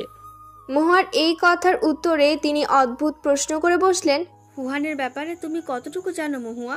মহুয়ার ভ্রু কুঁচকে এলো। মা হঠাৎ এমন অদ্ভুত প্রশ্ন করছেন কেন? মা তো তাকে সবসময় তুই করেই বলে, তাহলে আজ কেন তুমি বলছে? কথা বলা শেষে নামের বদলে মা না বলে মহুয়া বলছে।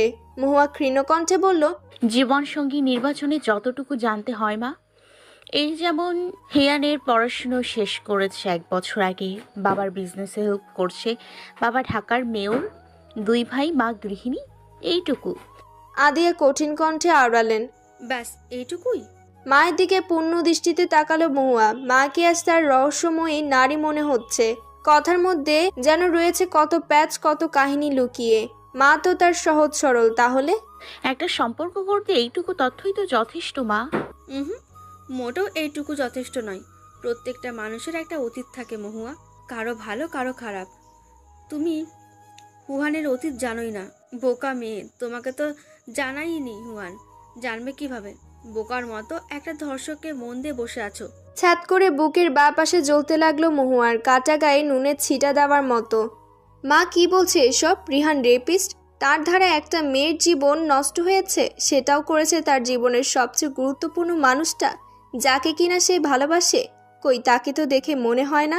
মহুয়া বুক কাঁপতে লাগলো, চোখে অশ্রুদানা নিজের অস্তিত্বে ফুটে উঠতে লাগলো, মাথা ঘুরতে লাগলো। বিছানা থেকে পড়ে যেতে নিল দ্রুত গতিতে, দুহাতে বিছানার চাদর খামচে ধরল মহুয়া। তার এত কষ্ট হচ্ছে কেন? আদিয়া নির্বিকার চিত্রে বসে আছে, নিঃশ্বাস নিতে কষ্ট হচ্ছে মহুয়ার। জল থেকে মাছকে ভাঙ্গায় রাখলে মাছ যেরকম ভাবে ছটপট করে, মহুয়াও সেই রকম ভাবে ছটপট করছে, প্রায় অতি কষ্টে আওড়ালো, কি বলছো মা? তুমি ফান করছো আমার সাথে, তাই না? প্লিজ বলো এটা ফান মা। আদিয়া নরম হলেন না। মেয়ের জীবন সে নষ্ট করতে পারেন না। রিহান একটা মেয়ের জীবন নষ্ট করেছে 7 বছর আগে। সে বললেই এই চির সত্য মিথ্যা হবে না।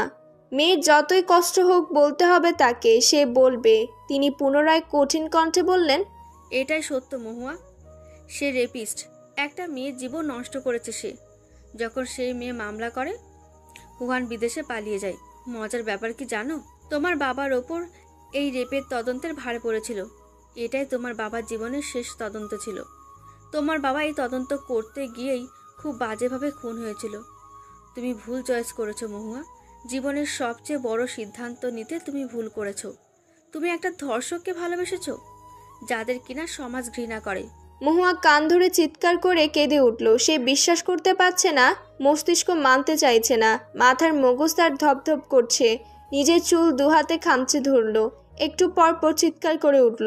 আদিয়ার চোখে নোনা জল। তিনি মেয়েকে সান্ত্বনা দিচ্ছেন না, নীরব দর্শকের মতো দেখে চলেছেন। মহুয়া ফুপিয়ে চিৎকার করে কেঁদে উঠল। যাকে ভালোবাসলো সে একটা রেপিস্ট। বাবার খুন এই তদন্তের মাধ্যমে। বিছানা চাদর খামছে, মুখ গুজে কাটতে লাগলো মহুয়া। কান্নারত কণ্ঠে অস্ফুট স্বরে মহুয়া শুধালো, আমি তোমার কি ক্ষতি করেছিলাম হিয়ান? ভোর প্রায় 5টা বাজতে চলল। মহুয়ার দু চোখের পাতায় ঘুম নেই। সারা রাত নির্ঘুম থাকার কারণে চোখ যুগলের কার্নিশ ফেপে গেছে। চোখের নিচে কালো আবরণ পড়ার বদলে চোখের নিচ হয়ে আছে লাল। এখনো মহুয়া কাঁদছে, তার সবকিছু স্বপ্ন লাগছে। সে চাইছে এই স্নিগ্ধ ভোরের আলোয় আর দুঃস্বপ্ন মুছে যাক। মহুয়ার ফোনে একবার কল আসছে, একবার মেসেজ। রাত থেকে এমনটা হচ্ছে। মহুয়া নির্বিকার চিত্রে নিজের ঘরের মেঝেতে দেওয়ালে মাথা ঠেকিয়ে চোখ বন্ধ করে চোখের জল ফেলছে। ফোনটি তার হাতের নাগালে থাকা সত্ত্বেও আজ কাছে নিচ্ছে না। সে কাপা কণ্ঠে অস্ফুট স্বরে বারংবার বলছে, এই স্বপ্ন মিথ্যে হোক, মিথ্যে। মহুয়ার চোখ যুগল এখন জ্বালাপোড়া করছে। তার অবুঝ মন এখন চাইছে ফোনটা হাতে নিতে, রিহানের মেসেজ চেক করতে। মহুয়া অবুঝ মনকে দমিয়ে রাখতে পারল না। সে ফোনটা হাতে তুলে নিল। ফোনের স্ক্রিনে ভাসছে শত শত মিসড কল মেসেজ। মহুয়া কাপা হাতে ফোনের লক ছাড়িয়ে মেসেজ চেক করলো। রিহানের মেসেজ ইনবক্সে ঢুকলো। রিহান অনেকগুলো মেসেজ দিয়েছে, যার মধ্যে কাল দুপুরে একটা মেসেজ। মাত্র বাড়িতে এলাম মহু, ভালোবাসি ভালোবাসি ভালোবাসি আমি তোমাকে। মহুয়া ঝাপসা চোখে অপলক পূর্ণ চাহনিতে তাকিয়ে রইল 2 লাইন মেসেজটার দিকে। কান্না ভেজা কণ্ঠে আওড়ালো, তাই তো তুমি আমার ভালোবাসার মূল্য দিলে না। সঙ্গে সঙ্গে মহুয়া ফোনটি দেওয়ালে ছুঁড়ে মারল। সশব্দে ফোনটি ভেঙে চারিপাশে কাচ ছড়িয়ে পড়ল। নাক টেনে টেনে চোখের জল ফেলে চিৎকার করে পুনরায় বলল, শুধুই তো তোমায় ভালোবেসেছিলাম হিয়ান, কোনো তো ক্ষতি করিনি। তাহলে কেন তুমি আমায় ভুল প্রমাণ করে দিলে? আদিয়া ইলিশ মাছ ভাজা চুলা থেকে নামিয়ে গরম গরম ধোয়া ওঠা ভাতের সঙ্গে সাজিয়ে নিলেন। আরও নিল ভাতে মহুয়ার পছন্দের কচু শাক ভর্তা, লাউ শাক দিয়ে চিংড়ি মাছের তরকারি। তিনি উপরে উপরে যতই কঠিন হয়ে থাকার চেষ্টা করুক না কেন, সে অত্যন্ত দুর্বল প্রকৃতির মানুষ। চোখের জল হাতের তালুতে মুছে কাগজে লেবুর এক অংশ ভাতে সাজিয়ে নিল। ভাতের থালা হাতে নিয়ে মহুয়ার ঘরের দিকে হাঁটা দিল। তার প্রগাঢ় বিশ্বাস মেয়ে তার ঘরের ভিতর কোনো ভুল কাজ করবে না। তার মেয়ে শক্ত মেরুর, তাই তো এমন পরিস্থিতিতেও মেয়েকে একা একটা রুমে সারা রাত কাটাতে দিয়েছে। ডান হাতে ভাতের থালা নিয়ে বাম হাতের দুয়ারে করাঘাত করলেন আদিয়া। দরজা ঠকঠক শব্দে মহুয়ার বন্ধ ভেজা নেত্রপল্লব মিলল। আঁখি যুগলের কার্নিশে এক দানা নোনা পানি নিজের অস্তিত্বে মুখে ছড়িয়ে গেল। নাক টেনে হাতের আজলায় চোখের পানি মুছে নিল। দুর্বল শরীরে মেঝে থেকে উঠল কোনো রকমে। ধীর পায়ে হেঁটে দুয়ার খুলে দিল। দুয়ারের বাইরে কে আছে মহুয়া না দেখে ঘুরে গিয়ে মেঝেতে পুনরায় শুয়ে পড়ল। আদিয়া ভাতের থালা বিছানায় রেখে মহুয়ার পাশে বসলেন। মহুয়া চুল হাতিয়ে বললেন, কাল সন্ধ্যা থেকে না খেয়ে আছো, এইভাবে চললে একটা অসুখ বাঁধিয়ে ছাড়বে তুমি। উঠে বসো, ভাত এনেছি, খাইয়ে দিই। নাক মুখ কুচকে এলো মহুয়ার। সে ঠাই মেঝেতে শুয়ে রইল, চোখ বন্ধ করল। মাথা টনটন করছে ব্যথায়। পৃথিবীর সবকিছু তার অসহ্য লাগছে। মহুয়াকে জোর করে উঠে বসালো আদিয়া। জোর করে মহুয়াকে কচু শাক ভর্তা দিয়ে এক লোকমা ভাত খাইয়ে দিল। পরপর এক এক করে ইলিশ মাছ ভাজা, লাউ শাক, চিংড়ি নিল ভাতে। পরনে থাকা কোকড়ানো থ্রি পিসটি মহুয়া পাল্টালো না। এলোমেলো চুলগুলো ঢেকে নিল মাথায় ওড়না দিয়ে। অন্যদিন হলে চুলগুলো বেঁধে নিত কাকড়ায় অথবা বিনুনিতে। তাণ্ডব যে চলেছে মনে, তা হয়ে উঠে কি করে। হ্যান্ডব্যাগ হাতে নিয়ে মহুয়া বাড়ি থেকে বের হলো। রিহানকে তার সব প্রশ্নের উত্তর আজকেই দিতে হবে। সকাল 11টা। ছায়াতলিতে বসে মহুয়া। রিহানের জন্য অপেক্ষারত সে। ছায়াতলি জায়গাটা বেশ সুন্দর, শহরের কোলাহল মুক্ত। চারিদিকের গোলাপ গাছগুলো জায়গাটিকে আকর্ষণীয় করে তুলেছে। পবিত্র বাতাসে শরীর ঠান্ডা করার জোগাড়। রিহান এলো মহুয়ার আসার 5 মিনিট পরে। এসে মহুয়ার পাশে বসলো। ঘড়ি দেখে মহুয়ার মুখের দিকে তাকিয়ে বলল, লেট করে ফেললাম কি মহু? মহুয়ার কাছ থেকে রিহান উত্তর পেল না। রিহান তার চোখের সম্পূর্ণ দৃষ্টি মহুয়ার মাঝে দিল। চোখ মুখ ফেপে, অগোছালো কাপড় চোপড়, খুবই সাধারণ থ্রি পিস গায়ে, চুল এলোমেলো।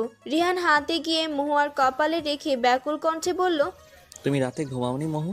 তোমার চোখ মুখ এরকম লাগছে কেন? কি হয়েছে তোমার? এবারও মহুয়ার থেকে উত্তর এলো না। রিহান মহুয়ার দুগাল ছুঁয়ে উৎকণ্ঠাস্বরে বলল, কি হলো মহু? উত্তর দিচ্ছ না কেন? মহুয়া এলোমেলো দৃষ্টিতে রিহানের দিকে তাকালো। ছেলেটার চেহারায় চিন্তার ছাপ, কপালে ভাঁজ। নিজের গাল থেকে রিহানের হাত সরিয়ে নিল। কঠোর স্বরে শুধালো মহুয়া, তুমি আমায় ছোবে না। রিহান শীতল চোখে মহুয়ার দিকে তাকালো। বোঝার চেষ্টা করলো তার সামনে থাকা কঠোর মানবীকে। এতদিনের দেখা মহুয়াকে ভিন্ন লাগছে রিহানের কাছে। চোখ মুখে কতটা ক্রোধ। রিহান কখনো এর আগে মহুয়ার এতটা ক্রোধ দেখেনি। রিহান আগের ন্যায় মহুয়ার গালে হাত রাখতে নিল। মহুয়া আগের মতো হাত সরিয়ে দিল না, বরং বসা থেকে উঠে রিহানের থেকে দূরে সরে গেল। রিহান দুঃখী মনে নিজের হাত গুটিয়ে নিয়ে মহুয়ার দিকে তাকালো। কি কঠোর দেখাচ্ছে তার সামনে থাকা ভালোবাসার মানবীকে।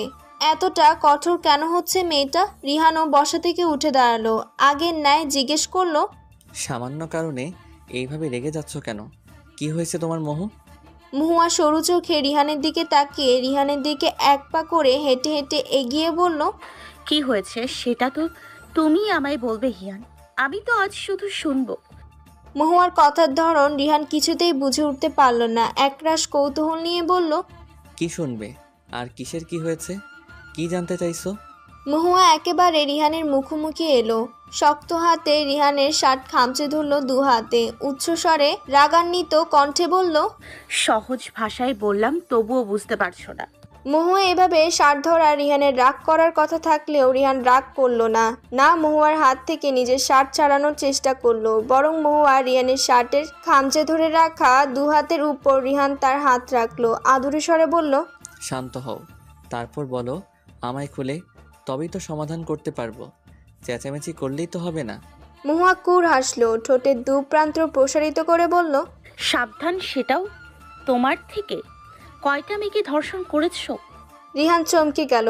অজানা ভয়ের আশঙ্কা লোহমায় তাকে ঝাপটে ধরলো। ভীত সহস্র কণ্ঠে আওড়ালো, কি যা তা বলছো মহু? আমি কেন এসব করব? এই উত্তরের চেয়ে বেশি কিছু তোমার থেকে কি বা আশা করা যায়? 7 বছর আগে বিশাল বড় পাপ করেছো, একটা মেয়ের জীবন নষ্ট করেছো। অপরাধ করেও আবার সবার মুখ টাকা দিয়ে বন্ধ করেছো। কি ভেবেছিলে আমি জানতে পারবো না তোমার করা পাপ? কথাটি বলতে বলতে শব্দ করে কেঁদে উঠল মহুয়া। দম বন্ধ হয়ে আসছে যেন। জোরে জোরে নিঃশ্বাস নিতে লাগলো। রিহান ভীত কণ্ঠে পুনরায় বলল, আমার অতীতের সব জেনে গেছো? তবে রিহানকে কথাটি সম্পূর্ণ করতে দিল না মহুয়া। সে দু হাতে রিহানের শার্ট টানতে টানতে বলল, কি দোষ করেছিলাম আমি? কেন এমন করলে? এত এত ছলনা আমার সাথে কেন বলো?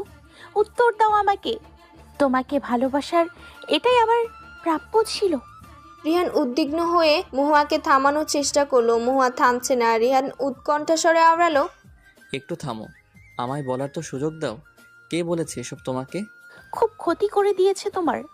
ঠোঁট উঁচু করে আফসোস করলো মহুয়া। এরপর মহুয়া রিহানকে আর কিছু বলার সুযোগ দিল না। সে আপন মনে কান্নারত কণ্ঠে বলতে শুরু করলো, জানো, সেই বয়সটাতে একটা মেয়ের মায়ের প্রয়োজন থাকে তার জীবনে সব কিছু শেয়ার করার জন্য।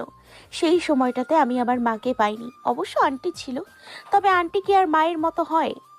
আমার মতে হয় না। 7 বছর মা আমাদের থেকে দূরে ছিল, শুধুমাত্র তোমার কৃতকর্মের জন্য। তোমার জন্য মুন আমি বাবা হারা হয়েছি, মা হয়েছে স্বামী হারা। রিহান অনেক কিছু বলার জন্য উদ্যত হলেও মাঝপথে থেমে গেল। তার অতীতের সাথে মহুয়ার পরিবার কিভাবে জড়িত রিহানের বোধগম্য হচ্ছে না। সে বেকুল কণ্ঠে বলল, তোমার বাবার নাম কি মোহু? পেশায় কি ছিলেন? মহুয়া এবার মৃদু হাসলো, তারপর বলল, সাত্তার মাহবুব। চিনবে অবশ্যই। তোমার মামলার তদন্ত তার ওপর পড়েছিল। 7 বছর আগে রিহান এয়ারপোর্টে ঢোকার আগ মুহূর্তে তার ড্যাডের সাথে কিছু কথিত কথা স্মরণে এলো। রিহান কাঁদতে কাঁদতে ড্যাডকে জড়িয়ে ধরে বলেছিল, প্লিজ আমায় বাঁচাও ড্যাড। আমি এইভাবে নিজের দেশ ছেড়ে পালিয়ে যেতে চাই না ড্যাড। রিহানের বাবা মহিদুল সেদিন রিহানকে আশ্বাস দিয়েছিল, পিঠ হাতিয়ে বলেছিল, তোমার কিছু হবে না, ড্যাড আছে তো। পরিস্থিতি অনেক অস্বাভাবিক, এখন তোমায় দেশ ছেড়ে যেতেই হবে। তোমার কোনো ক্ষতি হতে দেবে না তোমার ড্যাড। প্রয়োজনে যদি কাউকে খুন করতে হয় তোমার ড্যাড তাই করবে। কিন্তু ড্যাড। আর কোনো কথা নয়, ফ্লাইটের সময় হয়ে গেছে রিহান, তোমায় এখন দেশ ছাড়তেই হবে। আমার উপর ভরসা রাখো। রিহান ছোট্ট করে ঢোক গিলল, চোখের কান্নিসে একদানা পানি এলো। তার জন্য মহুয়ার বাবা খুন হয়েছে, ড্যাড তার কথাই রেখেছেন। সে তো এটা চায়নি তার জন্য কারো পরিবার ভেসে যাক। তার জন্য মহুয়া মুন বাবা মায়ের স্নেহ ভালোবাসা থেকে বহুর বছর বঞ্চিত হয়েছে। প্রত্যেকটা মেয়ে যে সময় মায়ের প্রয়োজন থাকে সেই সময় মহুয়া মুন তার মাকে কাছে পায়নি। মূল্য কথা, তার জন্য তাদের সংসার ভেঙে খান খান, বাবা হারা। এত এত ক্ষতির কি দিয়ে ক্ষতিপূরণ করবে সে? মেয়েটা তাকে ভুল বুঝে ছেড়ে যাবে না তো? রিহানের বুক কেঁপে উঠল, সবকিছু তার পেঁচিয়ে যাচ্ছে। রিহান এই প্রথম কাঁপা কাঁপা কণ্ঠে মহুয়াকে বলল, সব জানার পর এখন তুমি কি চাও? মহুয়া কান্না ভেজা অস্ফুট স্বরে বলল, তোমার থেকে মুক্তি। মহুয়া সজল নেত্রে রিহানের উত্তরের অপেক্ষা করছে। রিহান চুপ করে আছে। মহুয়ার স্বপ্নেও কাম্য ছিল না রিহানের এমন শান্ত ভাবভঙ্গি। রিহান মহুয়ার দিকে একবার তাকালো, অতঃপর তৎক্ষণাৎ চোখ সরিয়ে নিল। উৎকণ্ঠাস্বরে বলল, আমি তোমাকে 5 মিনিট দিলাম মোহু। এই 5 মিনিট শুধু তোমার আমার জীবন থেকে সরে চলে যাবার। তোমার সময় অলরেডি শুরু হয়ে গেছে মোহু। রিহানের কথায় মহুয়ার বুক চিরে কান্না বেরিয়ে আসতে চাইল। চোখ যুগল পানিতে টলমল করছে। সে কিঞ্চিত পরিমাণও নড়ল না, স্থির পায়ে ঠায় দাঁড়িয়ে রইল। তার হাত পা এগোতে চাইছে না, শুধু কাঁপছে ঠকঠক করে। আজ চলে যাওয়া মানে রিহানের জীবন থেকে দূরে সরে চলে যাওয়া। সে তো এই ছেলেটাকে মনে প্রাণে ভালোবাসে। কি করে যাবে সে? তার যে ভাবতেই নিঃশ্বাস বন্ধ হয়ে আসে। রিহানেরও কি এমন কষ্ট হয়? রিহান এইবার চিৎকার করে উঠল, কি হলো মোহু? যাচ্ছ না কেন? তুমি তো আমার থেকে মুক্তি চেয়েছ, আমি তো দিলাম। তোমার হাতে আছে আর মাত্র 2 মিনিট। এই 2 মিনিটে তুমি যদি আমার চোখের সামনে থেকে চলে না যাও, আমি তোমায় আর যেতে দিব না। আমি খুব লোভী মোহু, আমার যে কোনো সময় লোভ জেগে উঠবে তোমার সাথে একটা ছোট্ট সংসার পাতার। তাই আগে ভাগে চলে যাওয়া উচিত তোমার মোহু। সময়টা কাজে লাগাও মোহু। শেষের কথাটুকু বলতে গিয়ে রিহানের কণ্ঠনালী কেঁপে উঠল। মহুয়া মুখ চেপে ধরে হু হু করে কেঁদে উঠল। এ কোন দ্বিধাদ্বন্দ্ব খেলা হচ্ছে তার সাথে? সে জানে আজ এই সময় কাজে না লাগালে আর রিহান তাকে ছাড়বে না। মহুয়া টলমল চোখে রিহানের দিকে একবার তাকালো, অতঃপর চোখের পানি মুছে চোখ খিচে দৌড় দিল। রিহানের চোখের ত্রিসীমানা থেকে তাকে যেতে হবে, যতই কষ্টই হোক। সে তার বাবার খুনি। বাবার খুনিকে ভালোবাসা ঠিক না, এটা যে পাপ, ঘোর পাপ। চিরসত্য যে এটাও তার ভালোবাসার মানুষটা একজন ধর্ষক। মহুয়া চলে যাওয়ার দিকে তাকিয়ে মৃদু হাসল রিহান। ধপ করে মাটিতে বসে পড়ল। তার চোখ বেয়ে অশ্রু তার অস্তিত্ব জানান দিচ্ছে। রিহান হাতের আঙ্গুলে 1 ফোঁটা পানি হাতে নিয়ে 2 আঙ্গুলে ছিটিয়ে ভারাক্রান্ত মনে বলল, সুখী হও মোহু। মহুয়াকে আজ পাত্রপক্ষ দেখতে এসেছে, যদিও মহুয়ার ব্যাপারটি এখনো অজানা।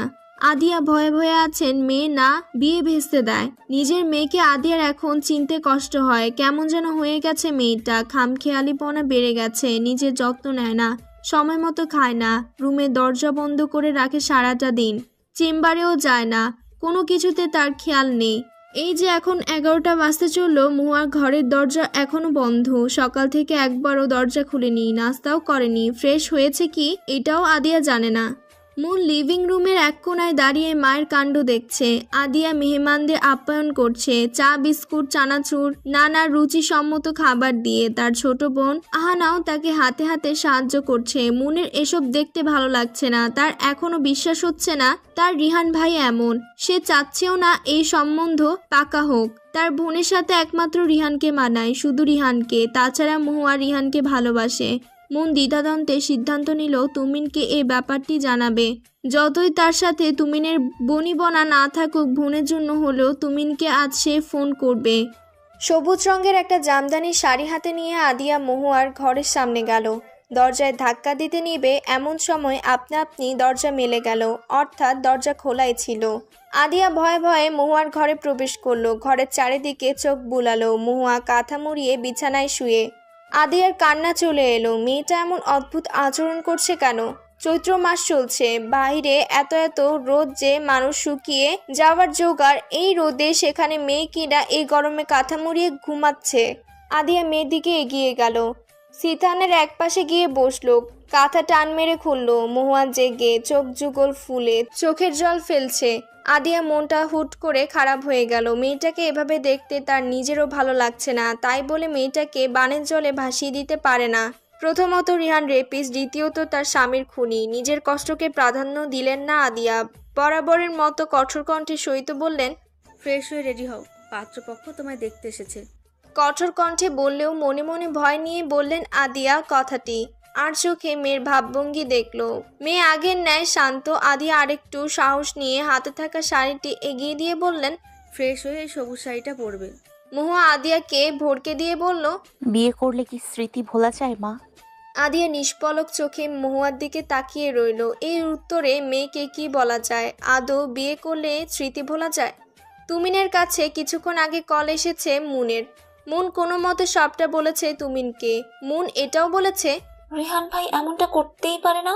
আমি চাই না আমার আপুর ভালোবাসার মানুষের সাথে বিয়ে না হয় অন্য কারোর সাথে হোক। আমার আপু ভালো নেই তুমিন, প্লিজ তুমি কিছু একটা করো। তুমিন কি করে তার ভাইকে এসব বলবে তার মাথায় আসছে না। অনেক ভাবাভাবির পর সে সিদ্ধান্ত নিল তার মাকে সব বলবে, এরপর মাই সব করবে। তুমিন তার পরিকল্পনা মাফিক মায়ের ঘরের দিকে গেল। তুমিনের থেকে সব ঘটনা শুনে ছবি এক মুহূর্ত সময় নষ্ট করলেন না। ব্যস্ত পায়ে রিহানের ঘরে দরজা ঠেলে ঢুকলো। ঘরের চারিদিক মদের ঘ্রাণে নিমজ্জিত। ছবি নাক চেপে ছেলের দিকে এলেন। রিহান মেঝেতে বসে, চোখ যুগল লাল, সিল্কি চুলগুলো এলোমেলো। কিছুদিন ধরে ছেলেকে অস্থির লাগছিল। তিনি বুঝতেই পারেননি তার দুধের বাচ্চাটার উপর দিয়ে মস্ত বড় ঝড় বইছে। রিহানের পাশে থাকা চ্যাপটা বড় আকারের মদের বোতল মেঝেতে ঘুরিয়ে কথা না পেঁচিয়ে বললেন ছবি, যেই কাজ তুই করিসনি সেই কাজের দোষ নিজের ঘরে নিচ্ছিস কেন? রিহান মাতার চোখে মায়ের দিকে তাকালো। নিজের মধ্যে সে আজ নেই। মাকে কাছে পেতে মাকে ঝাপটে ধরল রিহান। কান্না করে বলল, আমার জন্য মহুর বাবা পৃথিবীতে নেই আম্মু। মহুয়াকে ভালোবাসিস? বাচ্চাদের মতো মাকে অল্প ছেড়ে মায়ের মুখের দিকে চেয়ে দুহাত প্রসারিত করে বলল, হ্যাঁ, এই যে এত এত। ছেলের পাগলামো দেখে কান্নার মাঝেও এক চিলতে হাসলেন ছবি। তারপর বললেন, মহুয়ার আজ বিয়ের তারিখ ঠিক হয়ে গেছে। তুমি যদি মহুয়াকে ভালোই বাসো তাহলে বিয়ে হতে দিচ্ছ কেন? রিহান অবাক কণ্ঠে বলল, আমার মহুর বিয়ে ঠিক হয়ে গেছে আম্মু। হ্যাঁ। রিহান ভ্যা ভ্যা করে কেঁদে উঠল। অবুঝ কণ্ঠে মাকে জড়িয়ে ধরে বলল, আমার সাথে মহুর বিয়েটা দিয়ে দাও না আম্মু। এক কালবৈশাখী ঝড়ে লণ্ডভণ্ড হয়ে গেল রিহান মহুয়ার জীবন। একে অপরকে দুজন প্রচণ্ড ভালোবাসার পরও আজ তাদের মাঝে বিস্তার ফারাক। রিহানের সাথে তার মায়ের শেষ কথা ছিল, আমার সাথে মহুর বিয়েটা দিয়ে দাও না আম্মু। কতটা অবুঝ আবদার ছিল রিহানের। ছবি তো সেদিন কেঁদেই ফেলেছিলেন। এত আবেগ মিশ্রণ কথা ছেলের, না কেঁদে কি আদৌ থাকা যায়? সেই রাতের নতুন প্রহরের পর রিহানকে বাড়ির কোথাও দেখা যায় না। রিহানের অদ্ভুতভাবে বাড়ি থেকে গায়েব হওয়া ছবি মানতে পারেন না। প্রথমে তিনি অবশ্য ভেবেছিলেন বাইরে হয়তো গিয়েছে, দুপুরে কিংবা সন্ধ্যার মধ্যে ছেলে তার বাড়ি ফিরে আসবে। কিন্তু দুপুর হয়, সন্ধ্যা হয়, রিহান বাড়ি ফিরে না। ভারী গোলাপি রঙের লেহেঙ্গায় মহুয়ার সর্বশরীর আজ মোড়ানো। কত রকমের যে নকশা লেহেঙ্গাটাই, দম নিতেও হয়তো মহুয়ার পক্ষে কষ্টকর হয়ে দাঁড়িয়েছে। বিয়ে নিয়ে মহুয়ার কোনো হেলদুল নেই, সে যেন কাঠের পুতুল খেলায় বউকে যেমন করে মাটিতে গোল করে এঁকে তার মধ্যে রাখা হয়, ঠিক সেভাবেই মহুয়া এক স্থানে চুপটি করে বসে, অর্থাৎ শুধু একটি জায়গাতেই সে বসে। আর কাঠের পুতুল খেলায় কাঠের পুতুল থাকে দাঁড়িয়ে। মহুয়ার লাবণ্যহীন মুখে এমন গাঢ় মেকআপের প্রলেপ চকচক করছে, তাতেও মহুয়ার কোনো ভ্রুক্ষেপ নেই। বড় বোনের বিয়ে নিয়ে ছোট বোনের সর্বদা ছোটবেলা থেকেই কত রকমের প্ল্যান আবদার থাকে, কিন্তু মনের মাঝে আবদার আনন্দ কোনোটাই নেই। ছবি সোফায় বসে কাঁদছেন, তার পাশে আজ তুমিনও কাঁদছে। অবাক করা বিষয়ে ছেলেরাও কাঁদে, তাদেরও তো আবেগ থাকে, তাদেরও যে মাঝে মধ্যে কান্না পায়। ছেলের তকমা আছে বলে কি তাদের কাঁদা বারণ? মহিদুল তাদের বিপরীত পাশে এক নাগাড়ে পায়চারি করছেন, টেনশনে তার সাদা পাঞ্জাবি ঘেমে একাকার। এত টেনশন মস্তিষ্ক নিতেই পারছেন না। ছেলে 4 দিন ধরে নিখোঁজ, কোনো খোঁজ খবর নেই। এই দিকে ছবি কাঁদছেন, আজব আজব কথা শোনাচ্ছেন মহিদুলকে, যার মধ্যে তার ছেলের কিছু হলে তাকে পুলিশে দিবে, তার সাথে সংসার করা তো দূরের কথা, তার মুখও দর্শন করবেন না তিনি। ছেলের শোকে ছবি প্রায় পাগল। ছবি ভালো করেই জানেন মহুয়ার বাবার মৃত্যুর জন্য রিহান আর মহিদুলকে দোষী মনে করছে। মাথায় সে একটা কথা রেখে অপরাধ বোধে বাড়ি ছেড়েছে। মহুয়ার বাবার মৃত্যুর জন্য সেও দায়ী, বাবার সাথে সে তর্ক করতে পারবে না, যার কারণে বাড়ি ছেড়েছে। ছবি নাক টেনে টেনে মহিদুলকে শাসিয়ে আগের ন্যায় বললেন, ভালো করে বলছি, আমার ছেলেকে সুস্থ সমেত আমার কাছে এনে দাও, না হলে তোমার পুরো পরিবারকে আমি জেলের ঘানি টানাবো। মুহূর্তে কপালে বিরাট আকারের ভাঁজ পড়ল মহিদুলের। ছেলেকে তিনিও ভালোবাসেন, ছেলেকে খুঁজে পাওয়া যাচ্ছে না, এতে কি তিনি ভালো আছেন? না তো। অবুঝ স্ত্রীকে কি করে বোঝাবেন সেটা? মহিদুল আগ বাড়িয়ে ছবিকে কিছু বলতে নিলেন, তার মধ্যেই ছবি পুনরায় শাসিয়ে বলে উঠলেন, মহুয়ার আজ বিয়ে, আমার ছেলে ব্যতীত মহুয়ার অন্য কোনো ছেলের সাথে বিয়ে হলে তাতেও তোমায় জেলে যেতে হবে। মহিদুলের মুখ চুপসে গেল। মহুয়ার অন্য কোথাও বিয়ে হলেও তাকে জেলে যেতে হবে? হায় হায়, পৃথিবীতে পছন্দের জিনিসগুলো কখনো হাতছাড়া করতে নেই, সেটা যদি ভালোবাসা হয় তবে তো নয়। তিনি ছক কষলেন, বিশাল ছক। এই বিয়ে তিনি কোনো মতেই হতে দিবেন না। মহুয়াকে মঞ্চে এনে বসালেন আদিয়া। মহুয়ার মাঝে তখনও শান্ত। কাজী সাহেব পান খেতে খেতে ধীর গতিতে মহুয়ার সম্মুখে এলেন, দাঁড়িয়ে থেকে বড় একটা খাতায় কিসব লিখতে লাগলেন। অতঃপর তিনি বড় গলায় খাতায় লেখাগুলো পড়তে লাগলেন। মহুয়ার কানে কিছুই শ্রবণ হচ্ছে না, সে ঝাপসা চোখে নিচের দিকে তাকিয়ে আছে, মাথা তার ধপধপ করছে। কাজী সাহেব কিছু সময় পর নম্র স্বরে বললেন, বলো মা, কবুল। মহুয়া ফ্যাল করে তাকালো কাজী সাহেবের দিকে, কড়া চোখ নোনা জলে টলমল করছে। ছোট্ট একটা শব্দ 3 বার উচ্চারণ করলে সে তো সারা জীবনের জন্য অন্য কারো বধূ হয়ে যাবে, সে তো এটা চায় না। ঠোঁট চেপে ধরল নিজের মহুয়া। বেঁচে থাকতে এই শব্দ কিছুতেই সে আওড়াবে না। আদিয়া মেয়ের গা ঘেঁষে দাঁড়িয়ে শুধালেন, কি হলো বলো কবুল। মহুয়া মনে মনে বেকুল কণ্ঠে প্রার্থনা শুরু করলো, এই মুহূর্তে তার মৃত্যু হোক, তাকে বিধাতা উপরে তুলে নিক। সে কিছুতেই অন্য ছেলেকে বিয়ে করতে পারবে না। রিহানকে ভালোবাসে সে, শুধু রিহানকে। মহুয়া এতক্ষণ শব্দ ছাড়া কাঁদলেও এবার শব্দ করে কেঁদে উঠল। কাজী সাহেব সহ বিয়ে বাড়ির উপস্থিত সকলে ভরকে গেলেন। মেয়েটার হঠাৎ কি হলো কি? আদি এইবার ধমক দিয়ে বললেন, মহুয়া সিনক্রেট করছো কেন? বলো বলছি কবুল। এই বিয়ে তো হবে না মহুয়ার মা। চমকে আদিয়া ঘাড় গড়িয়ে পেছনে তাকালেন। মহিদুল দাঁড়িয়ে, সঙ্গে তুমিন ছবি। মহিদুল তাদের দিকে এগোতে লাগলেন, সামনে এগিয়ে ধীরগতিতে বলতে লাগলেন, যদি মহুয়ার বিয়েই হয় তবে সেটা আমার ছেলের সাথে হবে, অন্যথায় নয়। মহুয়া ঘোলাটে চোখে মহিদুলকে দেখছে, তার কথা শুনছে। আদিয়া চিৎকার করে তেতো মুখ করে বলে উঠলেন, আমার খেয়ে কাজ নেই, আমার স্বামীর খুনি ধর্ষকের সাথে বিয়ে দিতে যাব। মহিদুল হাতে থাকা বেশ পুরনো একটা খবরের কাগজ আদিয়ার দিকে এগিয়ে দিলেন, তারপর বললেন, আমার ছেলে কোনো খুনি বা ধর্ষক নয়, সে সম্পূর্ণ নির্দোষ।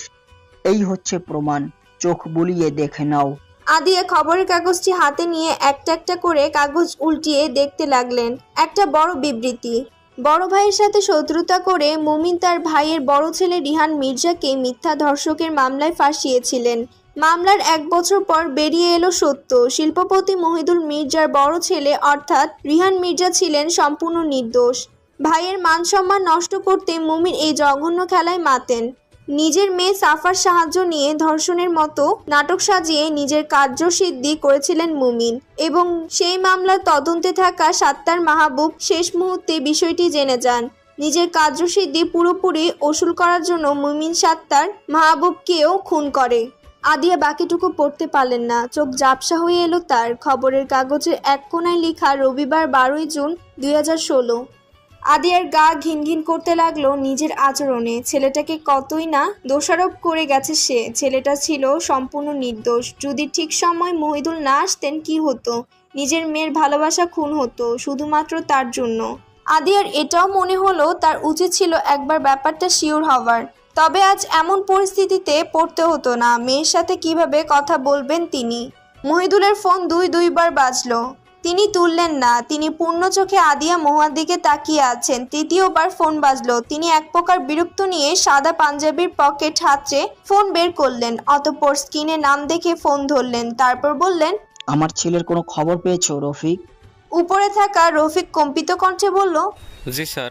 কোথায় সে? তোতলানো ভয়ে আড়ষ্ট কণ্ঠ রফিকের। মহিদুল বিরক্ত হলেন। বিরক্ত নিয়েই বললেন, এত কাঁপাকাঁপি তোতলানো কেন রফিক? আমার ছেলে কোথায়? সহজ প্রশ্ন, সহজে উত্তর দাও। রফিক গলা ধরে আসা কণ্ঠে বলল, মাত্র খবর পেলাম স্যার, ঢাকার বাহিরে রিহান স্যারের গাড়ি অ্যাক্সিডেন্ট হয়েছে। পুলিশ বলছে গাড়িতে যে ছিল সে রিহান স্যার। লাশ মর্গে রাখা আছে, শুধু আমাদের শনাক্ত করার পালা। মহিদুলের গা ঝিম ধরে গেল। মহিদুল মাথা ঘুরে মাটিতে পড়ে যেতে নিলেন। তুমিন বাবাকে শক্ত হাতে ধরে নিল। মহিদুলের হাতে থাকা ফোন কাঁপছে। তুমিন বাবা থেকে ফোন কেড়ে নিয়ে নিজের কানে দিল। লোহমায় তুমিনেরও শরীর কাঁপতে লাগলো। ছবি স্বামীর ছেলের আচরণে ভড়কে গেলেন। উৎকণ্ঠিত স্বরে আওড়ালেন, কি হয়েছে? এমন করছো কেন তোমরা দুজন? আমার ছেলে ঠিক আছে তো? তুমিন মাকে জড়িয়ে ধরে কেঁদে উঠল, চিৎকার করে উঠল। হসপিটালের প্রবেশপথে তুমিন থেকে শুরু করে মহুয়া, ছবি, মহিদুল, আদিয়া, মুন সবার চোখে জল। এক এক করে সবাই এগিয়ে হসপিটালের ভেতরে ঢুকছে। মহুয়া খালি পায়ে পাগলের মতো ভেতরে ছুটছে। মাথায় জড়ানো গোলাপি ওড়নাটা নেই, চুল এলোমেলো, চোখের কাজল ছিটিয়ে গেছে, চোখের পানি অঝোর ধারায় বইছে, বুক ধুকপুক করছে। মর্গের সামনে এসে থামলো মহুয়ার পা। শরীর কাঁপছে, মাথা ফাঁকা ফাঁকা লাগছে, বুক জ্বালাপোড়া করছে। সামনে এগোতে আর পারছে না। যদি এটা রিহান হয়? দম বন্ধ হয়ে এলো বুঝি। জোরে জোরে নিঃশ্বাস নির্গত করলো। মহুয়ার চোখের পাতা ভারী হয়ে আসছে। মর্গের দরজা খোলার শক্তি তার অবশিষ্ট নেই। ওষুধের রিয়েকশন কি শুরু হয়ে গেল? আর সময় পেল না। এই সময় কেন বেছে নিতে হলো? বিছানার এক কোণে ঘুমিয়ে আছে মহুয়া, তার অপর পাশে রিহান শুয়ে। যদিও রিহানের দু চোখের পাতায় আজ ঘুম নেই, বড্ড হাসপাস করছে সে। বিছানার চারিদিকে বারংবার গড়াগড়ি খাচ্ছে। এখন রাত 11:30। মহুয়া আজ বেশ আগেই ঘুমিয়ে গেছে, রিহানের কড়া নির্দেশ। এ অবস্থায় রাত 9টা হওয়ার আগেভাগে ঘুমাতে হবে তাকে। মহুয়ার প্রেগনেন্সির 8 মাস চলছে। আগের মতো শুকনো চিকন নেই আর মহুয়া। শরীর তার অনেকটা ভারী হয়ে গেছে। ওজন বেড়ে গেছে 14 কেজি। দু পায়ে বেশ পানি নেমেছে। চোখ যুগল সবসময় এখন ফেপে থাকে। মহুয়াকে দেখলেই মনে হয় সদ্য ঘুম থেকে উঠেছে সে। পেট অনেকটা বড় হয়ে গেছে। মাঝে মধ্যে পেটের ভেতরে থাকা তার ছোট্ট অস্তিত্বটি তার কাজকর্মে জানান দেয় সে পৃথিবীতে আসছে স্বল্প সময়ে। কখনো পেটে লাথি মারবে অথবা নিজের অঙ্গের সাহায্যে পেটে ঢেউ তুলবে। রিহান এতে যে কি পরিমাণ খুশি হয়। খুশিতে মহুয়ার অদর উন্মুক্ত করে এক নাগারে কয়েক শত চুমু খায়। মাঝে মধ্যে বড় বড় চোখ করে নিজের সন্তানের অস্তিত্ব দেখে, ঢেউ দেওয়া দেখে। কি যে প্রশান্তি এতে। 8 ঘন্টা পর মহুয়া রিহানের 3য় বিবাহ বার্ষিকী। অন্য কেউ হলে এই দিনটি বেশ জমজমাট করে উদযাপন করত, কিন্তু রিহানের কাছে এই দিনটা ব্যতিক্রম, কিছুটা শোক দিবসের মতো। এই দিনেই সে মহুয়াকে সে একবার নয় বরং দুইবার নিজের জীবন থেকে হারিয়ে ফেলতে নিয়েছিল। একবার মহুয়ার অন্য কোথাও বিয়ে হতে গিয়ে, আরেকবার বিয়ের দিনই মহুয়া অনেক ডোজের ঘুমের ওষুধ একসাথে খেয়ে নিয়েছিল। রিহানের বুক ভারী হয়ে এলো, হাহাকার শুরু হলো। এখনো কথাগুলো ভাবলে, স্মরণ করলে বক্ষ জ্বালাপোড়া করে, নিঃশ্বাস নিতে কষ্ট হয়। রিহান বিছানা থেকে উঠে দাঁড়ালো। মহুয়াকে জড়িয়ে ধরে থাকতে পারলে ভালো হতো। রিহান ঝুঁকি নিতে চাইল না। গত 2 বছর থেকে রিহান এই সময় মহুয়াকে ঝাপটে ধরে থাকে সারা রাত। সে ঘুমায় না, মহুয়াকেও ঘুমাতে দেয় না। সারা রাত গল্প করে কাটিয়ে দেয় দুজন। এইবার বিষয়টা ভিন্ন। তার সন্তান যদি জড়িয়ে ধরায় ব্যথা পায়। রিহান সোজা টেবিলে চলে গেল। নিকোষ কালো অন্ধকার ঘরটি। রিহান ঘরের লাইট জ্বালালো না। মহুয়ার ঘুমের সমস্যা হলে লাইটের আলোয় বড় চার্জার লাইটটা অন করে টেবিলের এক প্রান্তে রাখলো। অস্থিরতা কাটিয়ে উঠতে একটা সাদা কাগজের পৃষ্ঠা নিজের সম্মুখে রাখলো। কলম তুলে নিল হাতে। ছোট ছোট করে লিখতে আরম্ভ করলো। অঙ্গারিনী, অঙ্গারিনীর আগে প্রিয় শব্দটি আজ বরং যুক্ত করলাম না। তুমি আমার সর্বদা প্রিয় প্রিয় আছো। চাইলে তোমাকে মোহ বলেও সম্বোধন করা যেত, সেটা আজ ইচ্ছে হলো না। অঙ্গারিনী নামের সাথে যে অনেক কিছু লুকিয়ে আছে, কষ্ট, বেদনা, তোমার প্রতি সতেজ পবিত্র অনুরক্তি। এই যে 3 মাস আগেরই কথা, অফিস থেকে ফেরার পথে তোমার জন্য নিয়ে এসেছিলাম 10টা শাড়ি, যার মধ্যে ছিল আসমানি সাদা রঙের মিশ্রণে জামদানি একটা শাড়ি। তোমার সব শাড়ি রেখে এটাই মনে ধরলো শাড়িটা আলাদা করে রেখেও কাজ হলো না। আমার ইচ্ছে ছিল শাড়িটা এইবারে বিবাহবার্ষিকীতে অন্তত তোমাকে দিব। শোক দিবস পালন করা তো অনেক হলো, শোক দিবস পালন করে করেই 2 বছর গেল। যার জন্য তোমায় বলেছিলাম এই শাড়িটা তোমার জন্য না মোহু, এটা ছাড়া সবগুলোই শাড়ি তোমার জন্য। তুমি সেদিন অবাক স্বরে বলছিলে আম্মুর জন্য এনেছো? আম্মু তো শাড়ি পরে না। আমি গম্ভীর স্বরে বলেছিলাম এটা আমার অঙ্গানিনীর জন্য কিনেছি। মুহূর্তেই তুমি চুপসে গেলে। তোমার চোখ যুগল হলো বরফ। যেমন কে জানতো এই শান্ত থাকার মাঝে ভয়ঙ্কর কিছু হতে চলেছে।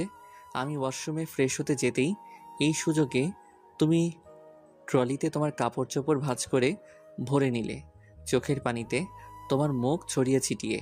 নাক টেনে টেনে এই অবস্থাতেই ট্রলি হাতে নিয়ে ঘর থেকে বেরোতে নিলে। তা দেখে আমি ওয়াশরুম থেকে বেরিয়েই দৌড়ে তোমার পিছু ছুটলাম। খপ করে হাত ধরে তোমাকে আটকালাম। তখন তুমি বারংবার হাত ছোটানোর চেষ্টা করছিলে। আমার বোধগম্যই হচ্ছিল না তোমার হঠাৎ হলো কি। তোমায় ধীরে ঘরে এনে বিছানায় নিয়ে বসালাম। তুমি আমার দিকে একবারও তাকালে না, মুখ ফিরিয়ে অন্যদিকে তাকিয়ে রইলে। আমি পা গুটিয়ে তোমার পায়ের কাছে বসে আদুরে কণ্ঠে শুধালাম, এত রেগে গেছো কেন মোহ? কি হয়েছে আমার মোহুর? তুমি যে কি ভয়ঙ্কর দৃষ্টি আমার মাঝে স্থাপন করেছিলে, যেন চোখ দিয়ে আমাকে খুন করে ফেলবে। অতঃপর চেঁচিয়ে বলেছিলে আমি আমার বাড়ি যাব। এক মুহূর্ত আমি এই বাড়িতে থাকবো না। আমার হাতের আজলায় তোমার 2টো হাত মুঠোই নেই। তুমি টান মেরে আমার থেকে হাত সরিয়ে নাও। আগের ন্যায় বলো, কয়েকদিন পর এক সন্তানের বাবা হবে, আর এখন তুমি প্রেম করে বেড়াচ্ছ। আমি এখানে থেকে কি করব? আমি অবাক কণ্ঠে বলি, তোমার এটা কেন মনে হলো মোহু আমি প্রেম করে বেড়াচ্ছি? তুমি নাক টেনে টেনে বলো, সব থেকে সুন্দর শাড়ি কিনেছো তুমি তোমার অঙ্গারিনীর জন্য। আমি কি কিছু বুঝি না? থাকবো না আমি এই বাড়ি। তোমায় কোনো মতে মানানো সম্ভব হলো না। উপায়ান্তর না পেয়ে প্রথম তোমায় ধমকানো কণ্ঠে বলি, আমার সন্তানকে আমার হাতে তুলে দিবে, তারপর তুমি কোথায় যাওয়ার যাবে, এর আগে নয়। আমার এই ছোট্ট একটা কথায় তোমার অভিমান জন্মালো। তুমি সজল নেত্রে তাকিয়ে রইলে, চুপ হয়ে গেলে। এরপর আর আমার সাথে কোনো কথা বললে না। আমি ভেবে নিলাম তুমি রাগ করেছো, একটু পর মান ভাঙিয়ে দিব। তুমি এইবারও আমায় ভুল প্রমাণ করে দিলে। ওই সময় থেকে আমার সাথে কথা বলা বন্ধ করে দিলে। ডাইনিং টেবিলে বসে আমার পাশে বসে খাও, অথচ এমন হাবভাব ছিল তোমার, তুমি আমাকে চিনোই না। আর তুমি ড্যাড আম্মুর সাথে কতই না খোশ গল্প তোমার। যেই শাড়ি নিয়ে এত কিছু ঘটে, সেই শাড়ি তোমায় দেই, সঙ্গে সেই ডিজাইনের শাড়ি 10-12টা। তোমার মন তবুও একটুও গলল না। একটি শাড়িও ছুঁয়ে দেখলে না। রাগ অভিমান করে 2 মাস পার করে দিলে, ঠিক যেমনটা 3 বছর আগে করেছিলে। মনে আছে তোমার? আমায় ভুল বুঝে অন্য এক ছেলের সঙ্গে বিয়ের পিঁড়িতে বসেছিলে। অবশ্য শেষে বিয়েটা হয়ে ওঠে না, তবে দিনটা আমার মনে দাগ কেটে গেছে। আমি তো মনেই করে নিয়েছিলাম তোমার বাবাকে আমার ড্যাড খুন করেছে, যার জন্য বাড়ি ছেড়ে চলে যাই। পাত্র যেদিন তোমায় দেখতে আসে সেদিনও আমার ফোনে কল আসে। সেই রাতে আমার ঘুম হয়নি, নির্ঘুম কাটে সারাটা রাত। মস্তিষ্ক বারংবার বলে তোমায় অন্য ছেলে কেন দেখতে আসবে। তোমার বিয়ের দিন আমি ঢাকার বাহিরে চলে যাই, বলতে পারো পালিয়ে যাই। আমার যে সেদিন পৃথিবীর সব কিছু বিষাদ লাগছিল, মনে হয়েছিল আমি মরে যাচ্ছি না কেন। শেষ পর্যন্ত সিদ্ধান্ত পাল্টে ফেলি, বিয়ে করলে তুমি আমাকেই করবে, অন্য কাউকে নয়। তবে ঢাকায় ফিরতে গিয়ে মাঝপথে আমার অ্যাক্সিডেন্ট হয়, গুরুতর। অ্যাক্সিডেন্টে আমার পা ভেঙে যায় একটা, শরীরের বেশ কিছু জায়গায়ও বেশ জখম হয়। তার মধ্যেও ভয়ডর আমাকে জাপটে ধরেছিল সেদিন। মনে হচ্ছিল এই বুঝি তোমায় বিয়ে করে নিলে না তো? পাগল পাগল লাগছিল। চিকিৎসার মাঝপথে আমি জোর জবরদস্তি করে হসপিটাল থেকে বেরিয়ে তোমার কাছে যেতে গিয়েও পারি না। তবে শেষ সময়ে রফিক আঙ্কেল আমায় হেল্প করে। আমি তার কাছে চিরকৃতজ্ঞ সর্বদা। আমার মিথ্যা মৃত্যুর খবর তোমাদের কাছে তিনি পৌঁছে দেয়। এটা আমি তাকে করতে বলি। কি করতাম, মাথা কাজ করছিল না, বাধ্য হই।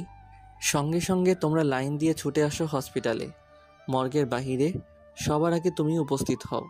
আমি মর্গের ভিতরে তোমার জন্য অপেক্ষা করছিলাম।